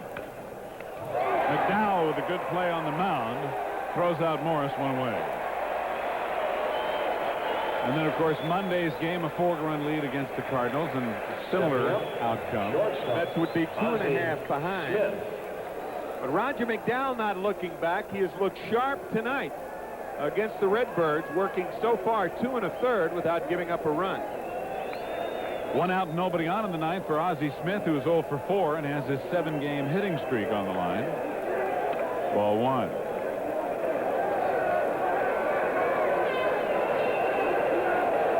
Myers, who pitched to 2 batters in the 6th inning and struck them both out, stands to be the winning pitcher in this ball game. If the Mets hold on here in the 9th, it's 1-1 to the Wizards. And that will be his first major league win. Randy 0-3 coming into the night, although as Rusty Staub pointed out earlier, he's pitched a lot better than that would indicate, especially since returning from Tidewater. And the Mets bullpen, unlike those Sunday and Monday games of which we spoke, doing the job tonight, even though Doug Sisk did give up a walk and a double in the 2 hitters that he faced. That ball just did miss. 2-2. I think regardless, Timmy, of whether or not some people are looking back and saying what if with regard to Sunday and Monday, grounded foul. The Mets have to be happy in the fact that if they hold on here in the 9th, they will have won 2 of 3 from the Cardinals in this series. That's right. You could look at it from a more positive effect also by saying after losing 2 games like Sunday and Monday, the Mets had bounced back to win 2 very important games. Depends on the attitude, That's I suppose. 3-2. Roger trying to pick up his 10th save. Working his 3rd inning of relief. He ended the game in the 7th inning. And the Mets led 6-5. The Mets have since scored 3 to lead 9-5 here in the 9th.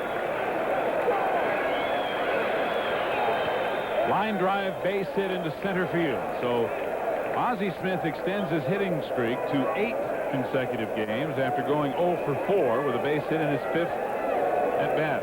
The next batter, 3rd baseman, Terry Pendleton. And it's the 3rd hit off McDowell, and the batter will be Terry Pendleton. One of the interesting things that Whitey Herzog does, from his pitching standpoint, he can left and right a team to death. But a team can't do that to the Cardinals. The reason is they have so many switch hitters that you can't left and right the Cardinals, but they can do it to you. And that's a very big reason for their success. You bring in a lefty to face Pendleton and her, they just move to the other side of the plate. And then you got Clark batting right. Riley McGee behind Clark.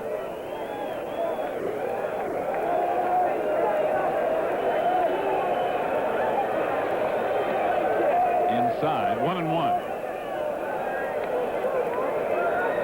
Pendleton, after striking out and lining out, has singled his last 2 times up.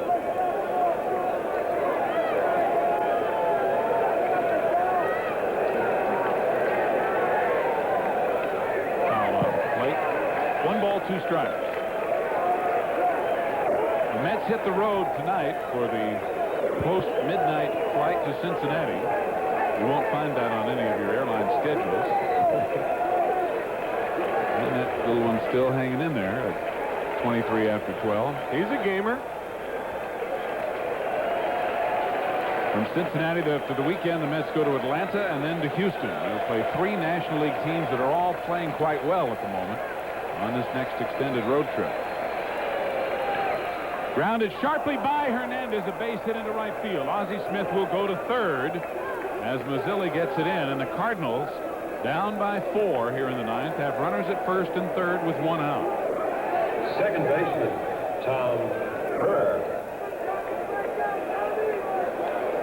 Pendleton's 3rd hit of the night. And that'll bring up Tom Herr, who is 0 for 4. Tommy did reach on an error in the 6th inning and scored.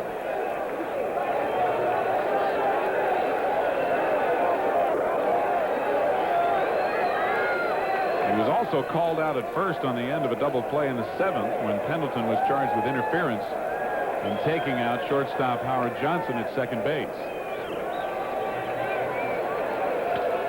And he lifts one to left field. Kevin McReynolds right there.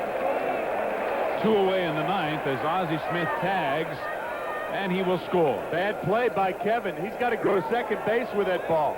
That way you keep the force.